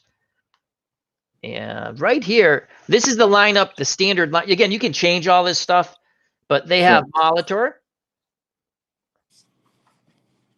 Richie Sexton, Robin Yount, Ryan Braun, Jeremy Burnitz, Jonathan LaCroix, Jose Valentin, Don Money. Again, we're going to look at the full roster. What do you think, without looking at the full roster yet, what do you think of that? Not a Valentin fan. He drove me nuts. And when he played, especially near the end of his time in Milwaukee, last half of the 90s, he was blocking a player that I thought should have been playing every day at short, and that was Loretta. Mark Loretta, very good player. J.J. Hardy, to me, is a better choice than Valentin. And Sexton, and I don't know what they did with Prince, but and Cecil Cooper has a lot of merits. Cecil Cooper, French Hall of Famer. Right. But I think Sexton and Fielder are the best two first basemen. Money, was in the context of his time, was very, very good player. I'm not sure, if you compare him with someone like Cirillo, I'm not sure he looks that good with today's numbers, but certainly was good and versatile in his time, for sure. Okay, cool. So now, and we're going to look at the full rosters too. So we don't know. They probably have those guys. And again, it's just the way they set this up. So the pitching staff, Ben Sheets, Teddy Higuera. Teddy Higuera was a pretty good pitcher. Yeah, he was. I can never pronounce this guy's name. Geraldo, Giovanni. Oh, Gallardo. Gallardo, thank you. Yeah, Moose Haas was a pretty good pitcher. If I had one Brewer game to win, I think it would be Gallardo that I'd put on the mound. That's who you would. If you had one game to win, this is your pitcher. Yeah. I mean, Sheets would be close. Sheets would be very close, but Gallardo was just, to me, he won winning game 5 against the Diamondbacks in 2011. His pitching performance was unbelievable. And so I just think he's pretty awesome. I don't have a problem with those pitchers that you've named so far. Moose Haas. Yeah. And then Cal Eldridge. And now we're starting to reach a little bit. James, and again, we're going to look to see the other pitchers they have too. And I think I think what I might do is try to get more people on to talk about their team. You know what I mean? With more knowledge of their favorite team. So Plesac. Yeah. Saves leader for the franchise. Yeah, he's got to listen at the closer. MLB Network. But, yeah. Wickman, Bob Wickman. Interesting that they put him there. You could make an argument for the Indians as well, but very tough pitcher. Very good. Larry Harris says, I did not like Richie Sexton from the time I seen him play in the Double-A. He did not hustle out a ground ball that he could of beat out for an infield hit. Never liked him since from when he played with Cleveland. Well, first impressions. That's why Joe DiMaggio, they asked him, why'd you play so hard? He goes, there might be someone here who never seen me play. Interesting. Again, sometimes first impressions last with people. John Axford. To be honest with you, I have no clue who this is. Closer near the end of the first part of the first decade of the 2000s. He was their closer on the 2011 playoff team. Okay. Very good pitcher. Had kind of a long career too, and so good choice then. Good choice, but short in terms of really good stats for the Brewers. So I'm not sure. I mean, if they're doing a 2 or 3 year average, I don't know. He didn't pitch enough for the Brewers at a high level to make the Pine Tar team. I just want to see something here. Yeah, because if you go here, you can see they don't really have an average for him. So maybe they just went off like what you just said. And again, Chris Bosio was a pretty good pitcher. Yep. Mike Fetters. Yeah. Setup man and closer for a brief time in the 90s. Looks like Babe Ruth. Pretty much, I'm pretty sure he threw a spitball. But was good, was tough for sure. Okay. I honestly, Bob McClure. I remember Bob McClure, and that's how I remember him with the mustache and the long hair. That's the way I remember him. Yep. Now with Dave Gardner, who's in the chat, they were doing like logos he liked, which was a fun stream. I have to be honest, I like that Brewers cap the best. The yellow with the glove and the blue. Oh yeah, that's my favorite. Oh yeah. I don't like the new one. I don't. No, It's just colorful.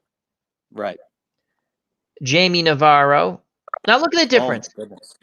Well, now is Caldwell on there? I don't see him. No, and he was a good pitcher. But we're gonna go to the roster part next. Oh, okay. These are the scrubs. So I don't know. Bill Wegman, he was good. I remember Bill Wegman. He was good. Junk baller. Yep. And Larry Sorensen was good. I remember Larry Sorensen. Speaking of spitballs. Those were what they project. Again, you can change this in the game. Again, this was created by a community member. So to me, it's a lot of fun. We also have Bleacher Bums Gaming in the house.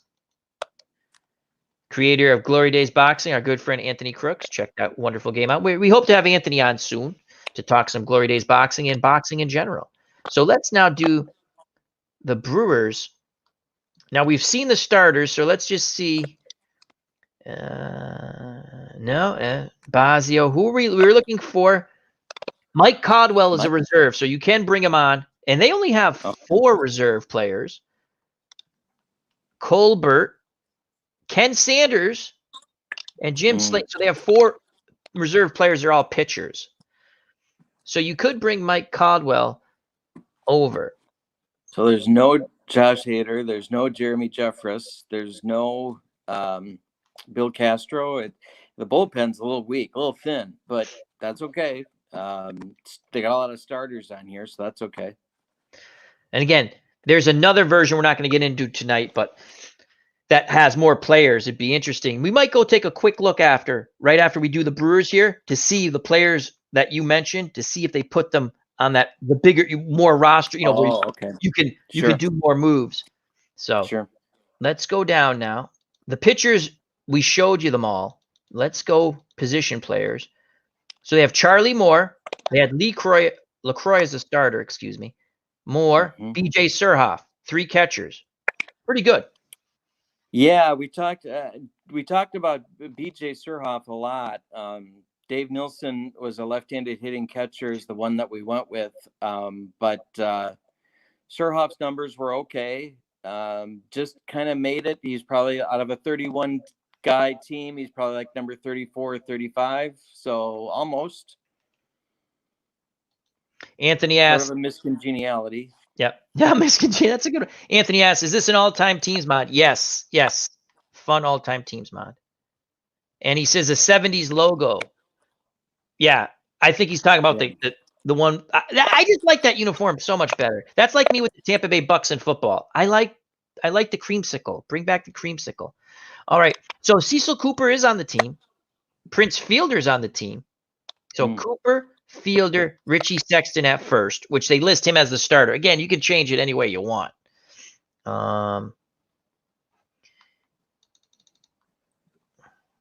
Gantner, good player. Yeah, tough. That was tough too. We ended up cutting both Cooper and Gantner. Oh, yeah, and Brewer purists would probably not like us very much for that, but the metrics weren't really there. Gantner's definitely a plus defender, sort of, but when you look at his offensive contribution, he doesn't match up against Loretta or Weeks, and so it's funny because Mark Loretta is not on this team unless he's somewhere else. Shortstop, they only have one, Valentine. So you have George Scott. You have Weeks and Vina at second, along with Don Money and Gantner. Okay, so then you have Molitor at third, which we saw. George the Boomer Scott, he can play first or third. I think that he definitely played. I would think more first than third for those guys. I'm almost positive. Right. As he played third base for the Red Sox early on a bit. Shortstop is Valentine. Or Yount? No. Nope. Braun. They put Yount in the outfield. That's what they did. So no J.J. Hardy, no Jeff Cirillo, no. Wow. So again, this is Robin Yount, Gorman Thomas, Ben Ogilvy, Jenkins, and Brown. Okay, so now you think there's some omissions on this. I can tell. It's a little I think it's a little 70s and 80s heavy. But yeah. But you know, it's okay. It's okay. All right. Now, because you're a Brewers fan, I think we're going to take a quick look at the other. There's two different mods, more players. Let's see if some of those players are on there real quick. So we're going to go back to the OTP screen, and then we'll pick one more team, and then we'll call the stream. Bless you. Then we'll call it a stream. So in the chat, pick a team that you'd like to see, or I'll pick one. So if there's a team you would like to see, go through. And again, the mod is located, at least I found it, in New Quick Start Game. And now we're going to go to all-time greats. So actually, I don't. So that's the second one we're looking at. I'm going to cancel because I actually have it loaded up. So on this, you can only be on one team, right? Is that the deal? Yeah, I believe so. I've not seen doppelgangers on that one. Yeah, because you could make a case for Cirillo and Hardy and Loretta being on other teams. So that might be what's going on. Right. So you're right. You're right. So now let's go to, I think it's this one, all-time test. Let's close out of that for a second. What do I have here? Baseball greats. Yep, so it's all-time. And okay. So this one gives you more options. It gives you a DH and everything. So let's go to the Brewers. And again, this isn't the setup in your standard. There's no Monarchs. There's no Pioneers. Okay. Brewers. And you can see we're just going to go to rosters and transactions. So they've got 52 players for this one. Oh. So they got a lot of, let's see some of those players here. Who were we looking for? Ben Sheets. No, not he was there. Mark Clear. Oh my God. Wow. No, yeah, I would not. Mark Clear gave me nightmares when he was with the Red Sox. Raleigh Fingers is on this team. So who we were looking for? Cirillo and Hardy and Loretta. Bando. They got, wow. They might have doppelgangers on this one because Bando should be an A. A's. That's right. And Fingers wouldn't really be a Brewer either. Right. They do have Sisto Lescano, but yeah. So over here we have Heisel, Hamilton. Dave May, Corey Hart, Tommy Harper, Briggs, Ogilvy, Ricky Weeks, and the only other, Mike Hegan wasn't on the other one, and Dave Nelson. So this one does not have some of the players either. So that's interesting. They must be on another franchise. Yeah, that's interesting. Again, it's always tough to pick these things, but I don't see Bando. I don't see Bando. I see Raleigh Fingers and Bando as Oakland A's. Now I'm just curious.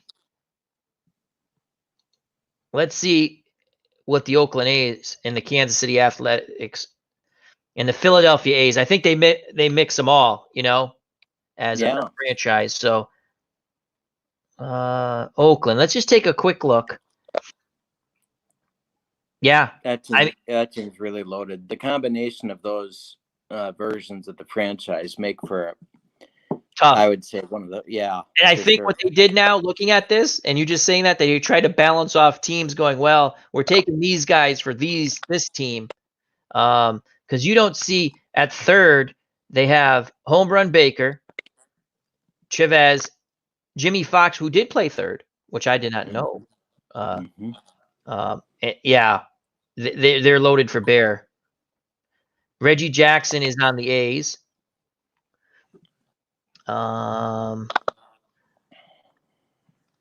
Pinky Higgins would not make any team of mine, that's for sure. For other reasons. For other reasons. Not a person. And Tony Armas is on this. Okay. So, yeah, when you think about that, so like the Philadelphia A's, and we're going to go to the chat real quick in a moment, and if they pick out a team, but that's a really good point. We're looking at the second version or a different version of another community mod for greatest teams. So you really have a time period there with a lot of good players.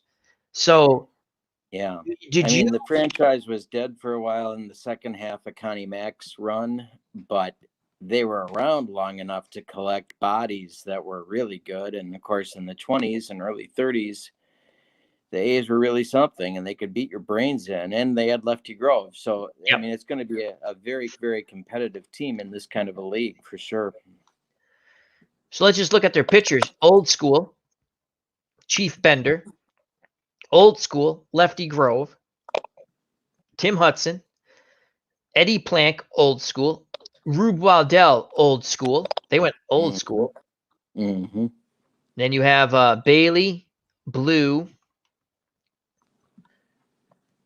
I'm not even going to try to pronounce his name. Justin Duscher. I think actually, I think that's right. Harden, Catfish Hunter, Knowles, Billy Taylor, Dennis Eckersley. Yeah, they're just loaded. So now I'll just show you the Red Sox real quick, and then hopefully if the chat doesn't pick someone, we will take a look at whatever team you'd like to take a look at. Then we'll talk a little more Pine Tar, and we'll end it, or just general baseball questions on how you feel what's going to happen with baseball this year. Probably that would be a good way. Okay. So with the Red Sox, you can see they have Dominic DiMaggio here. Again, these are 52-man roster teams. I'm not going to go through the whole thing, but Dominic DiMaggio to me. Let's see the center fielders they have over here. Again, 30-man roster here.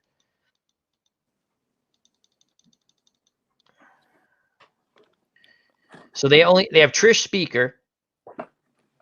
Then they have again. So wow. So Freddie Lynn is not on this team.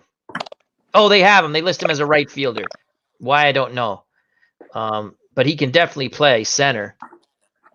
Yeah, he's a better center. So for some reason, again, it's a mod. Someone made this mod. So, right. But it's still fun. But yeah, to me, Dom DiMaggio definitely makes an all-time Red Sox team. That's just my opinion. All right, enough of that. What team? Let's go back to the other version.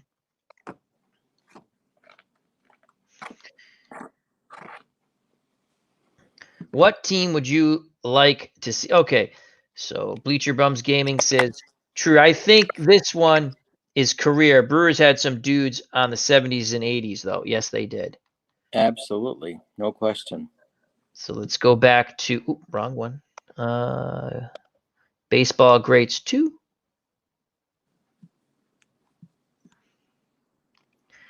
And okay. So we'll take a look at another team or two, but probably just one. What team would you like to look at, Kurt? How about the White Sox? White Sox? Yeah. Okay, that's a good team. And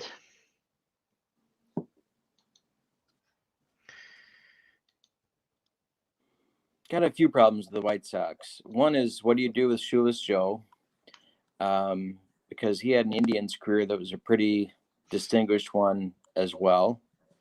But if you look at the White Sox roster, you'll find that they're kind of punchless, and so they kind of need Shoeless Joe.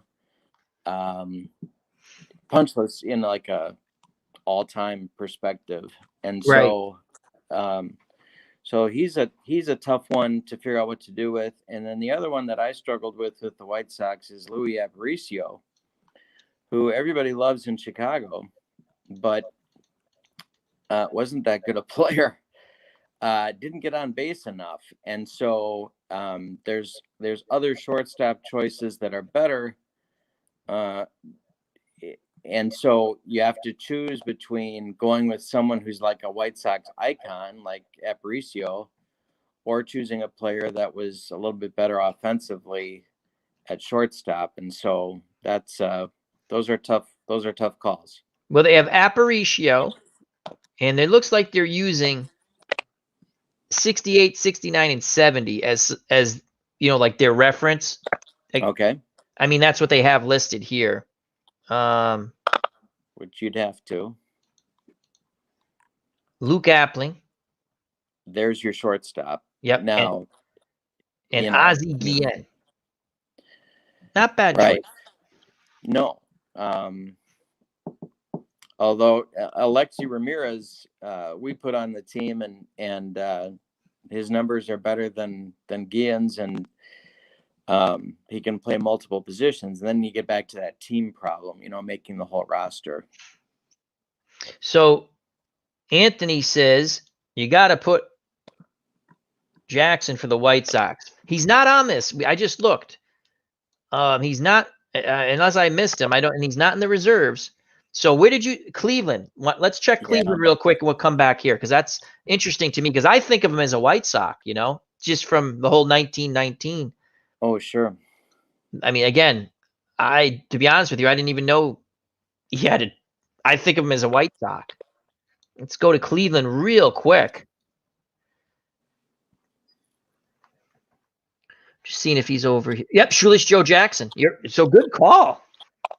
Good call, Kurt. It's tough. He's split pretty even, and he had some pretty amazing years with Cleveland. And Cleveland kind of needs him too. So it's a very difficult call. Wow, that was a very good call there, my friend. I still see him as a White Sox, but that is interesting. Okay, let's go back to the White Sox, and then we'll talk about some what you think they'll do with baseball this year. As this is the easier way to get there. So back to the rosters. Oh, let's do. So this is their projection. You can change this if you have this game. So okay. Fielder Jones leading off in center field. Luke Appling batting second at short. Okay with those? Jones, I'm a little iffy on, but Appling, absolutely one of the best players for sure. One of the top 3 or 4, I would say. Okay. Eddie Collins at second, batting third. No brainer. Yep. Frank Thomas at first. No DH in this mod. So again, right. Harold Baines in left field. I'm good so far. Okay. Maglio Ordonez in right. Yep. Robin Ventura at third. Mm-hmm. And Sherm Lawler, who played in the 50s. He did. Catching. Do you like that catcher, lineup? Well, catcher's a tough one. Well, let's go see who they have. That way we can. Because Ray Schalk is the Hall of Famer, but didn't do much offensively. But he was on the Black Sox, but he was a clean one. Yep. And AJ Brzezinski didn't throw very well, but was a little bit better offensively than Lawler. So it's a weak position for the franchise. And so you come down to that whole thing about 2 or 3 catchers, kind of like with the 77 Mets. You're going to carry Stearns and Hodges and Grody, or you're going to dump one of them. And if you don't, then that loses a little flexibility. It's tough. It's a tough call. Here's an interesting point. Fisk doesn't make this team, but yet he played more games as a White Sox than he did as a Red Sox. Right. Yeah. Yeah. And he had some good years with White. Yeah, he did. Yeah. So that's Game really 6 will do it for you. To hear your thoughts on that. Okay, so your other one was the leadoff. The other one you had like fielder Joe, center fielder. So let's see who they have for center fielders. See, I'm getting in stride with what I want to talk about. You know what I mean? Because at first I was like, "Oh, let's just look," but now, like with listening to you talk, so let's see how we would change it with you being the field general. Center field. All right, they only have fielder Jones, but there must be someone else who can play center field here. Let's see. Minnie Minosa. No, he's only. Wow, they only have one center fielder. In reserve, they have all pitchers. Okay. He cannot play center field. Wow, that's a big hole if you only have one guy who can play center field. We went with Landis and Podsednik, and it kind of in doing that, you kind of decide that you're going to have a go franchise team because you're going to try and run, and those two guys had definitely the defensive metrics and the base running that you'd be looking for, and so better on defense for sure than Jones, and so. That's why we went with them instead. But Minoso is handy because he can play the corner outfield and third, and he was a great player. Yeah. So there's a lot of Apachatter, Ron Karkovice. Yeah, people were asking me about him. He was on the 93 team that I just carded. Phenomenal throwing arm, threw out 56% of runners trying to steal in 1993. Absolutely phenomenal arm, but pretty awful offensively. And if you're worse offensively than Sherm Lawler, AJ Brzezinski, and Ray Schalk, you are not doing too good. So that's why he didn't make the Pine Tar White Sox, but. Nor this one. Interesting. Yeah. Interesting. So great points off. I don't know. They don't look like they have another person who can play center field unless there's an infield. None of these infielders to my knowledge, can play center field. So that's a gaping hole. All right, we'll go back to the pitching staff. Baines played there a few games, but not very many. Let's see if they list. I don't ever again. Not that I saw every game or read everything about every game, but yeah, I don't recall Baines. They got him corner outfielder, so that's interesting. If someone goes down, I don't know how the injuries are set in this game, but if you play someone out of position, that means you don't have a rating. They'll play okay, but they will make a horrific error when you least want it. Sure. Oh, here, Chet Lemon. That's a great point. Chet Lemon. Yeah, I was thinking he's probably on Detroit, but maybe not. Maybe not. Maybe they just didn't do him at all. Yeah. Again, this is a mod. Someone made this, so it's still fun. But yeah, to me, the big hole here, there's no other center fielder. So in honor of Apachatter, we'll look at one more team real quick after we look at the pitching. Let's do it this way. Your starters, Chris Sale, Wilbur Wood, Ed Walsh, old school, Blackjack McDowell, and Jose Quintana. How do you feel about those pitchers? Well, geez, I mean, they're missing the 60s. There's no Joel Horland. There's no Gary Peters. There's no Early Win, although you could make a case for him being on the Indians. Wow. And then in reserve, which means they just put them as they got a lot of starters. Seacott, Farber, old school, both of them. Roberto Hernandez, that's a reliever there. Farber and Seacott are really starters. Bob Howery, I kind of remember him. Early 2000s. Thornton Lee, have no. Again, he played in the 30s. When the Matt Sox were really bad. Hoyt Wilhelm, the knuckleballer, and Keith Folk.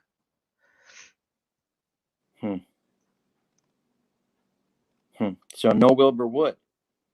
Interesting. Yeah. That you think Wilbur Woods, the former Red Sox, right? Wilbur Wood. Right. You think he'd be on there. So again, someone made this. It's kind of fun to see why they picked. Okay, we're going to look at the Cincinnati Reds real quick. And then we're going to talk a little bit what you think will happen with baseball this year. Bleacher Bums Gaming said Faber should be a starter.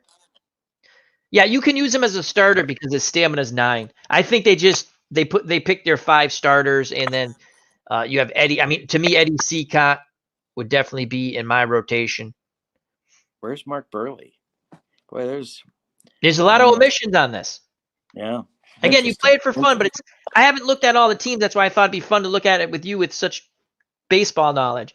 And like the Red Sox, obviously I looked at the Red Sox and the Yankees. We went through the Red Sox. I had a couple of things. I said, well, that's, I would have went with this, but they were fairly good. Wouldn't you say the Red Sox? I would say, yeah. I mean, the DiMaggio part, but other than that. Yeah. On this, though, I see some glaring omissions. Yeah. Again, a fan created this. You can't, So now let's go to the Reds in honor of Appa Chatter. And then we'll talk what we think will go on with baseball.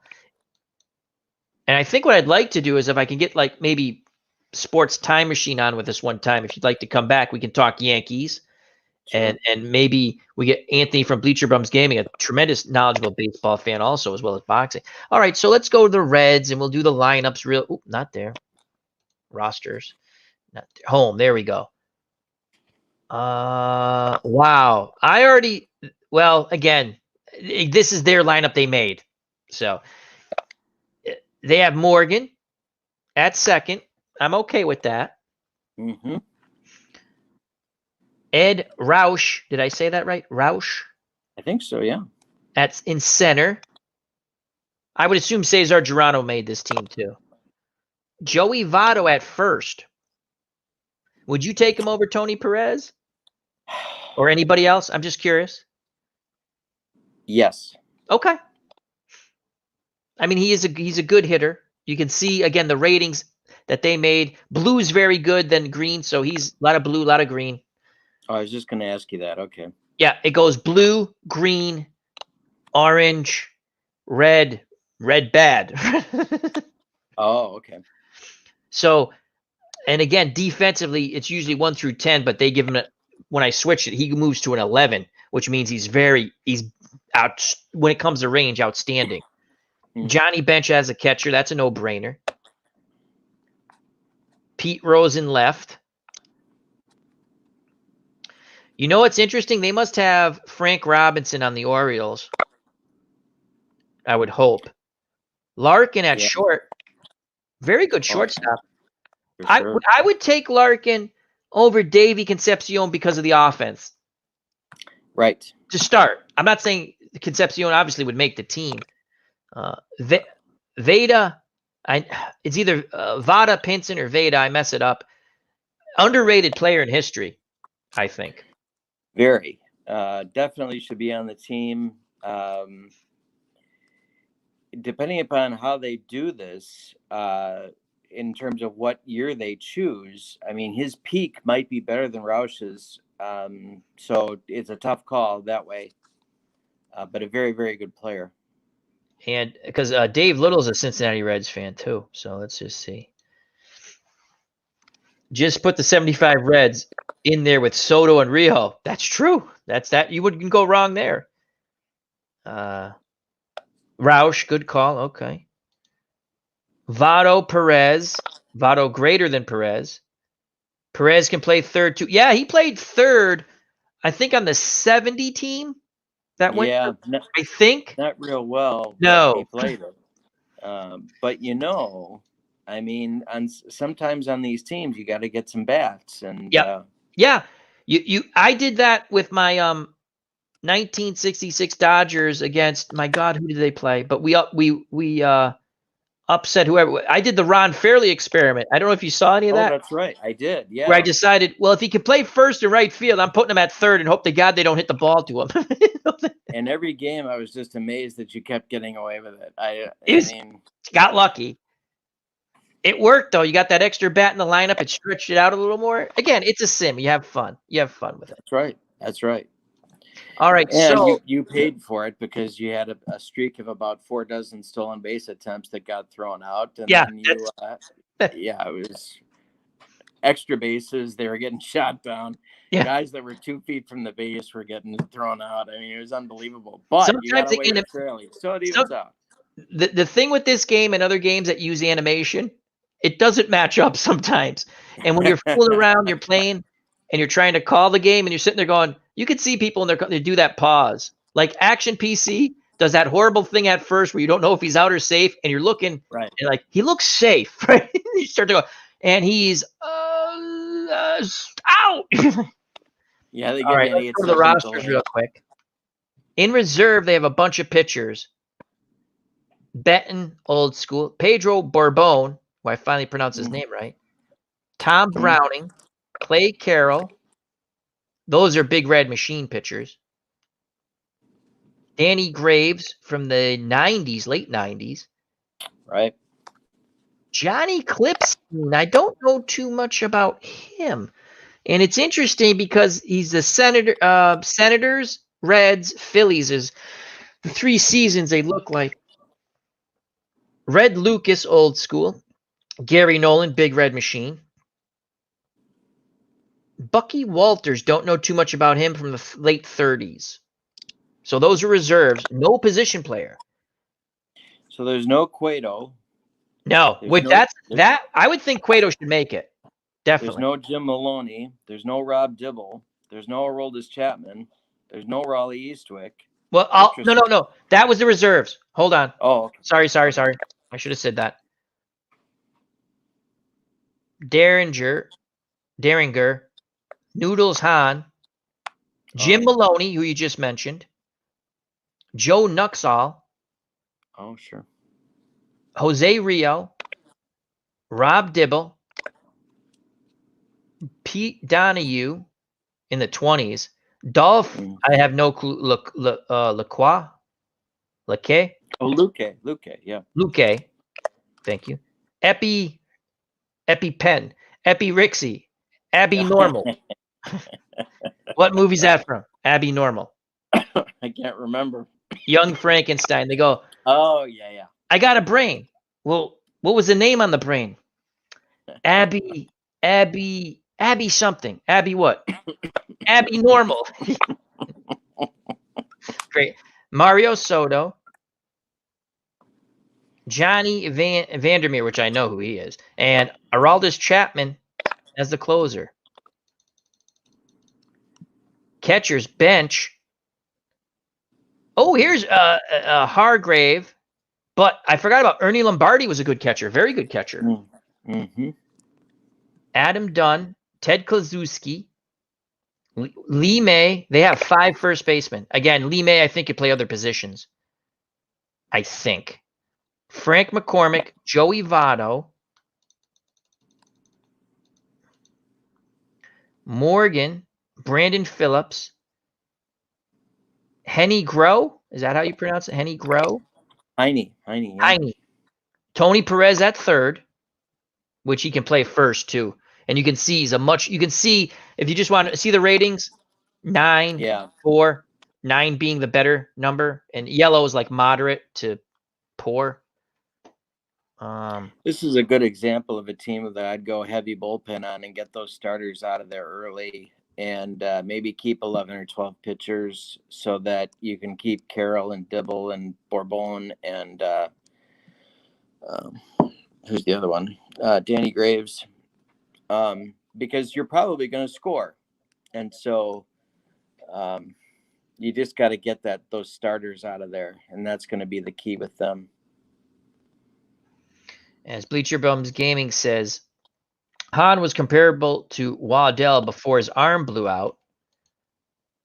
He held the NL record for strikeouts in a game for 30-odd. Oh, he told a good story about that on his channel. That's right.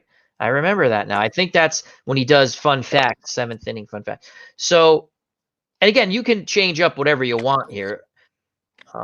Concepcion and Larkin, Foster, Rose. Gus Bell was a good player. Mm-hmm. Ed Roush. Jay Bruce. That's an interesting choice. Ken Griffey Sr. And Vada Pinson. So that's it. This one's not. Would you say this one's better than the Brewers? Yes, I would. Yeah. Okay. All right. So Amish Elvis. Thank you, my friend. All right. So now we might go back to that, but probably not. Let's stop sharing the screen. Thank you. Again, this is Out of the Ballpark 18, and it's a mod that was created in the community. There's 2 versions of it. They're fun to play. We found some omissions on their part that we think are omissions.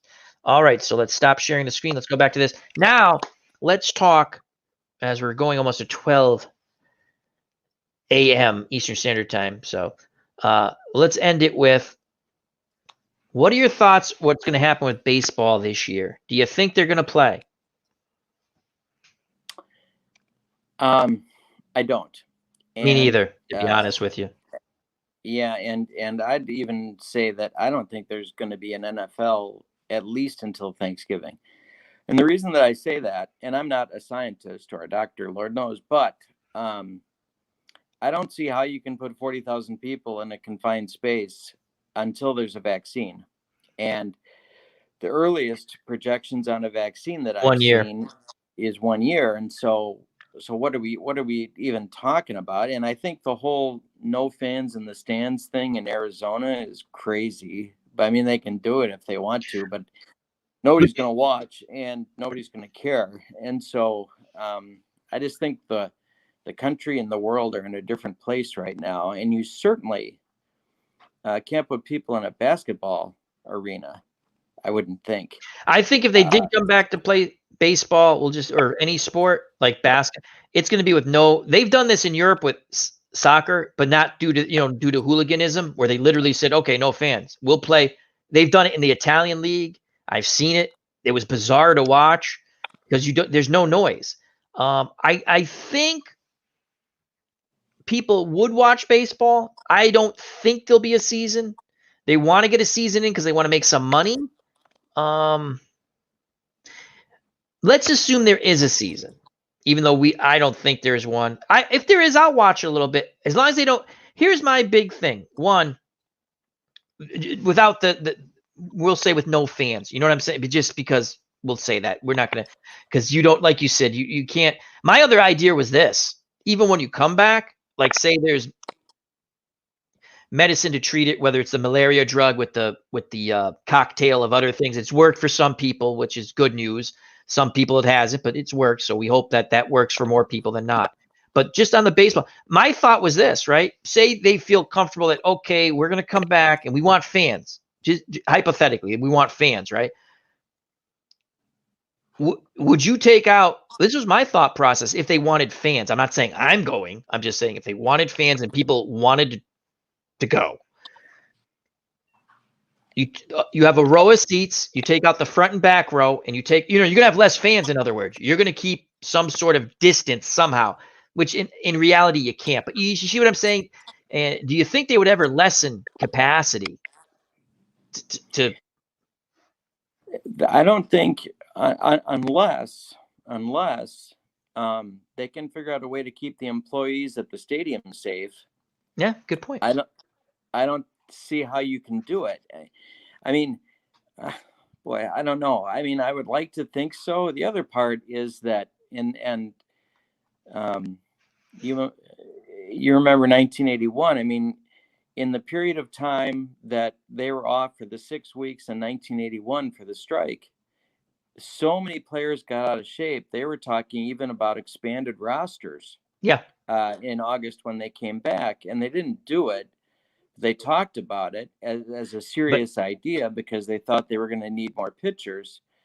They Well, at really some did point, right.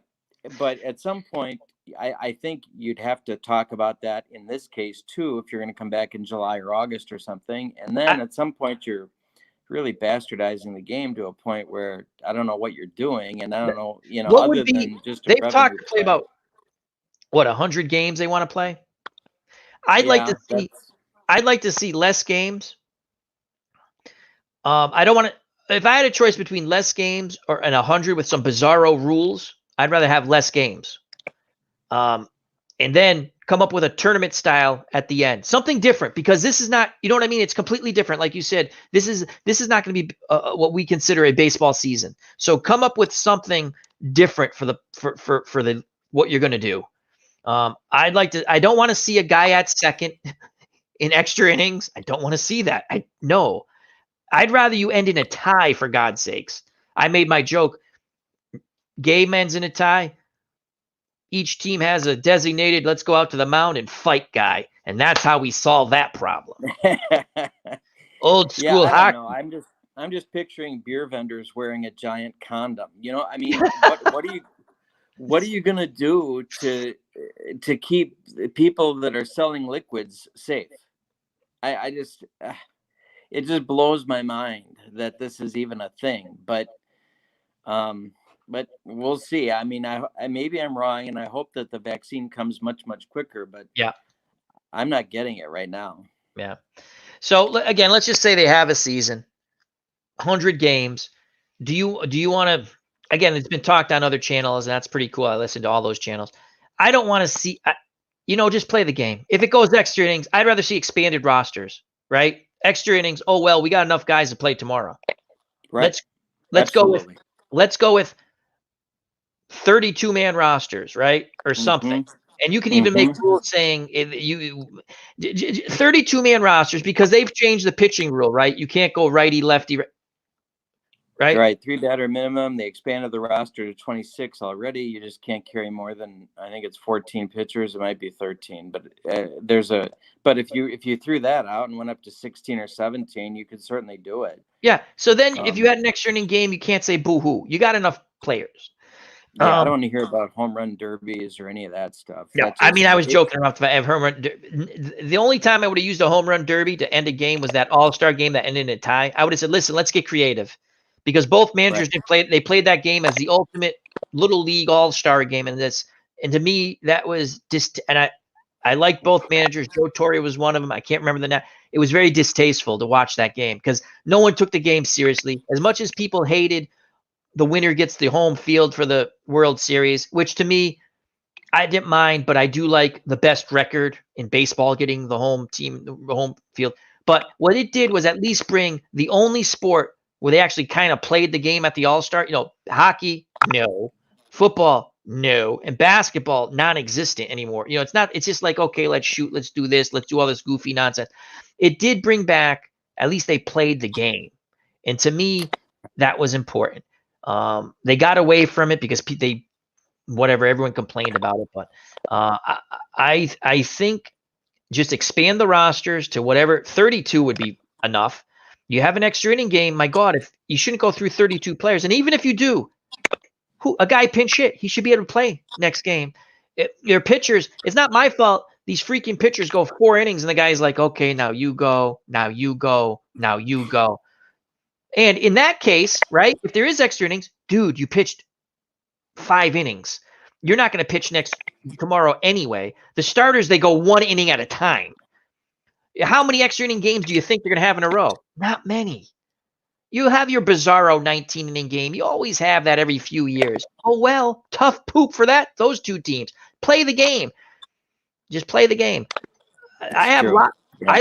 I love baseball. I have lots of faults with it. The Posey rule, as I call it, you can't bowl into the catcher anymore. And I get it. A bunch of people got injured in that week span or whatever, so they came up with no contact. Okay, well that's boring. The let's not cream the second baseman, well, or the middle infielder. Well, get the hell out of the way when the guy's coming in. Learn to play the position. I just don't like that stuff. So when I see more rules that they might try to, because remember from the strike in 81, the one thing they did get was, wow, an expanding playoff will work. Took them a while to implement it, but the expanding play, remember they had in 81 because they split the season, which was kind of interesting. That was an interesting concept. It screwed, I think, the Reds, because I think they had if you put their record together, they had the best record in the National League West, if I remember correctly. Yeah, but I think you're right. Yep. And Appachatter says it's the TV money. I mean, the one reason they might come back is the TV money. They want to get some money. But I don't want to see them, again, health issues, the most important thing. You know, I know we have to start the economy. Believe me, I know, because at some point it all goes to poop if we don't. But health issues, important. But let's take that out. Like, I don't want to see the guy on second base, like the World Baseball. And I like the World Baseball class. I just don't like that. And I get why they do it. I still don't like it. I don't want to see that. I want to see them implement, you get on the mound, you pitch. You're in the batter's box, you hit. You know, unless there's a bug boring into your eye, you stay in the batter's box. Let's not have Nomar Garcia Park doing this. And Mike Hartwell, human rain delay, like, hold on. So I there's no time limit on baseball. If they do, it sucks. It's baseball. I get it. They want to try to get the younger crowd. I just don't want to see, if they're gonna play, just play the games. Pick whatever amount of games you want to play, right? Expanded rosters. Listen, everyone thinks these guys, they're like, I hear it on these other, and I love all these other channels. They're like, oh, well, you can't do it. The guys can get, for Christ's sakes, they're paid to play. Play the damn game. You're supposed to be, what are you doing at home? You should be like walking up and down your steps, lifting weights, doing push-ups, sit-ups, throw the ball against the, whatever. They're rich. They can do this stuff. They're going to be in some sort of shape, right? Yeah, we would have thought that in 81 too, and it didn't happen, you know. Yeah. I mean, and to a large extent, those teams that did well in the second half of the split season were the ones that stayed in shape. And so I don't know. These guys are pampered, coddled individuals who are not used to people telling them what to do or how to train. I mean, with a few exceptions. You can't see a personal trainer anymore, I wouldn't think, without really risking your health. Yeah. Because trainers work with so many different people. So that means you're kind of on your own and you're left to your own devices. And I don't know. I don't know. Yeah. I was amazed in 81 at how many people in 6 weeks could get out of shape. Yeah, and you're talking a longer, much, and they never really started to play. They're playing the, the make believe games where no one's really trying. No, great points. That's why I'm in agreement with you. I don't think there's going to be baseball this year, and if they have it, I'd rather see a tournament style. I mean, whatever. Put a tournament style together. Make it, however, play. You could even play less games and go, now we're going to play this triple elimination, whatever. They're all going to be in the same area if they do it. The Arizona, like the Arizona and Florida leagues, or maybe all in Arizona. And Bleacher Bums Gaming says, the more owners spend now, the more they will want to protect their investments with rules. Yeah, right. That, with the whole don't bowl into people, but it takes away an element of the game. Like, it just does. I don't know. That's just me. That's my old school rant. I just want to see baseball. I don't complain about 19 inning games. You know what? I can always just go to sleep. I don't. I usually put the radio on. Right. I usually wake up just in time for the Red Sox to lose horrifically, usually. Now, there's been some pleasant moments, but usually you wake up and you're like, what? All right.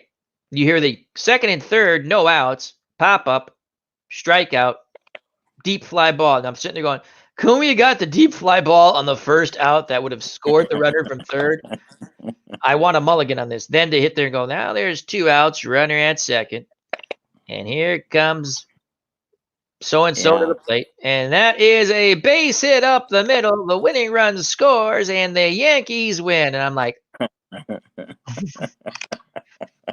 then I can't sleep anyway. Yep. So, Yep. that's all. So I don't think there's really good.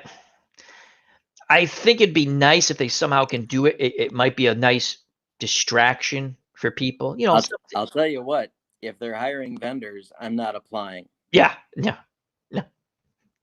So again, not for what they pay vendors, not even for the little tips people send down the road to a vendor.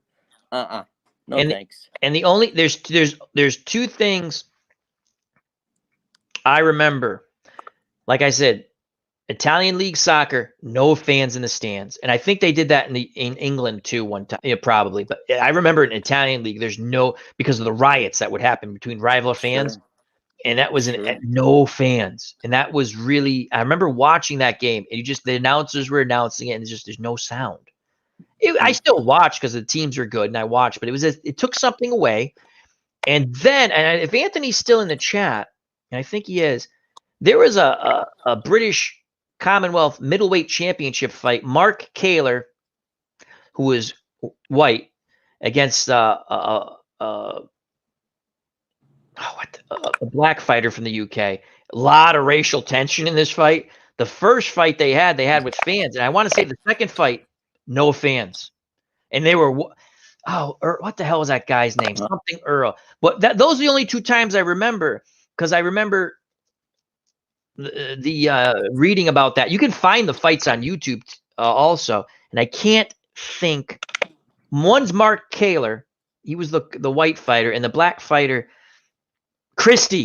Errol Christie. I think that's his name, Errol Christie. And I'm almost positive they fought dirty fight, war, the first one, right? And the second one, same thing, but they had such like tension in the arena. I think they fought the second one, no fan. I think I could be wrong, or maybe they thought about that. But yeah, Mark Kaler and Errol Christie. I think the second fight was with no fans. And then I definitely remember Italian League soccer in the 90s, I think it was, because of the fights between the fans. They said, okay, that's it. No fans in the stands.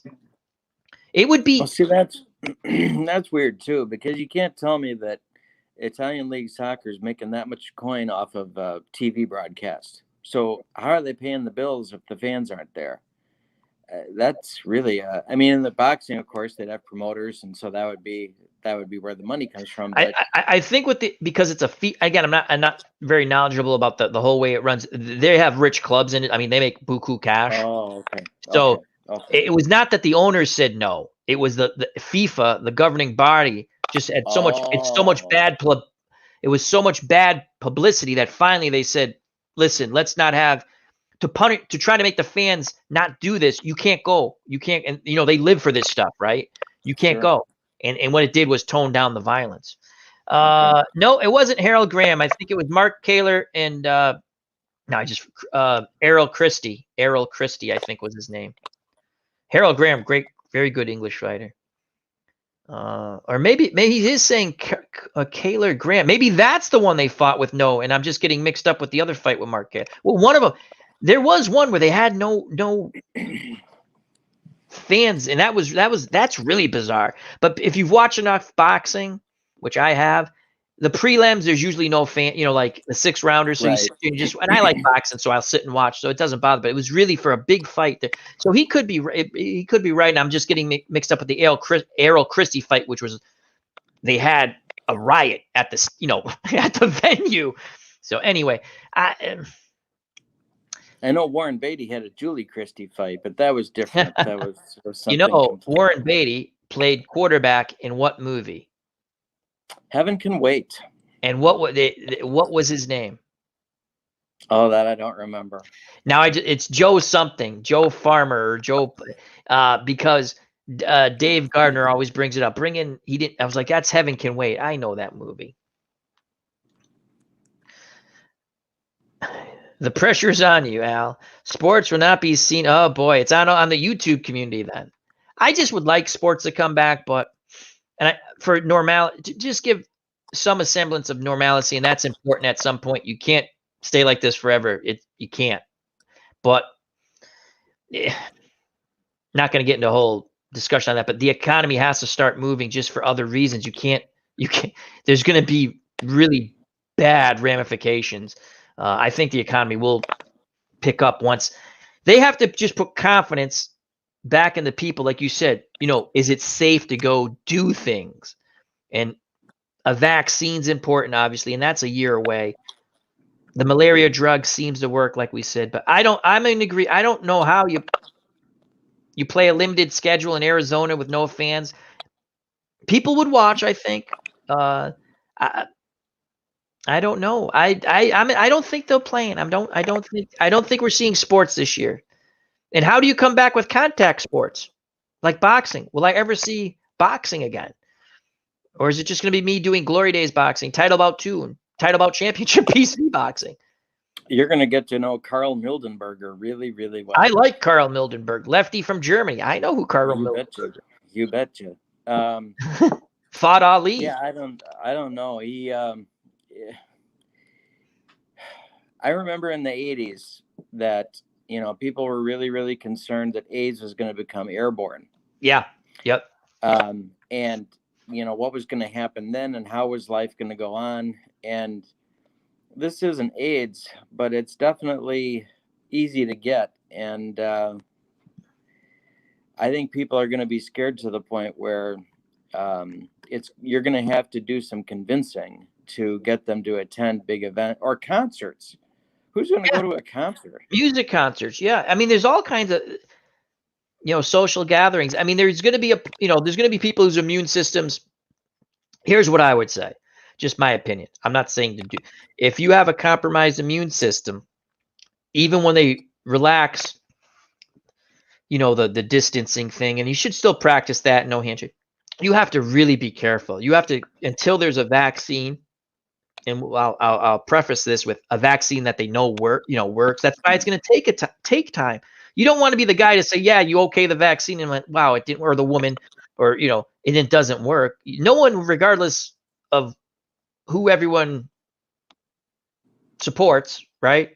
No one wants to be that person who wanted whatever to say, yeah, and then, oh my God, that didn't work, or oh my God, no one wants to. Not in a democracy. There's no one, unless believe me, there's no one, whether you're a mayor, a governor, a city council, the president, the vice president, the speaker, whatever. No one wants to be the person, make the big mistake. So, but anyhow, let's get on a happy tone now. I don't think there's sports. There's going to be a lot of pine tar baseball. I'll tell you that. So that's TTLBaseballGame.com. I'm cranking them out as fast as I can, people. Go to the website. Yes. All right. We've had a fun long stream. Did you enjoy it? I enjoyed it. I did very much. And I didn't say poo-poo once. Well, I said it now, poo-poo. So yeah, I said condom, but you did say condom. You almost led me down. You're trying to lead me down that where I usually go. You're trying to lead me there. You're playing the part of Uncle Ron Juckin will just do these a long time ago. He'd be deadpan and then he'd say something because he knew yeah, Al can't control himself now. Al's just like, here comes diarrhea of the mouth. So anyhow, Kurt, thank you very much. Check out Pine Tar Baseball. Link provided on the page. A lot of great sets out there now. A lot of great sets coming up. Kurt's working hard. A lot of fun stuff. I play Pine Tar. I enjoy it along with other games, but I do enjoy it. And one of the things I said it early on, and God bless anyone who stayed for this stream. We had fun. We had a lot of people in and out. So I like the pitcher splits home and away. It just makes for different strategy, and you get to do it. And listen, any game I can DH Don Drysdale because it's my game and I can do what I want, I'm doing it. That's right. Thank you, Kurt. And I'll let you have the final word before I say goodbye to everybody. Just stay safe, everybody, and enjoy our games because we're part of a great culture. And this this is what we need right now, and so take advantage of it, and don't let the stress get to you. Well said. Just remember, everyone. First, I'd like to thank everyone who came into the chat, who stayed, and who will watch later, and who participated. If you'd like, we can do another one of these. We'll pick a team. And I'd like to get say Mr. Utah Mike on. He's a Yankee fan, or maybe Bleacher Bums game, like a fan of the team to discuss, because that was a lot of fun. It finally clicked like what I wanted to do when we were talking to the Brewers, and I could see you going. So that was fun. I'd like to thank everyone. Hope you enjoyed yourself. Hope we gave you a little distraction, and stay safe. Like Kurt said, be smart, stay safe. We're gonna get through this corona. The medicine's gonna start to work. There is some good news. It's not, don't watch too much. I mean, pay attention to your local stuff, right? Don't watch too much of the national. Watch some of it, but don't. Remember, they feed on gloom and doom. I'm not saying it's perfect out. It's not. But some medicine is working. And doctors are smart and scientists are smart. They're going to perfect something that will help us, and then the vaccine will come. So until then, be smart, be safe. I love you all. Thank you, Kurt. And till next time, you know it's coming, folks. Peace.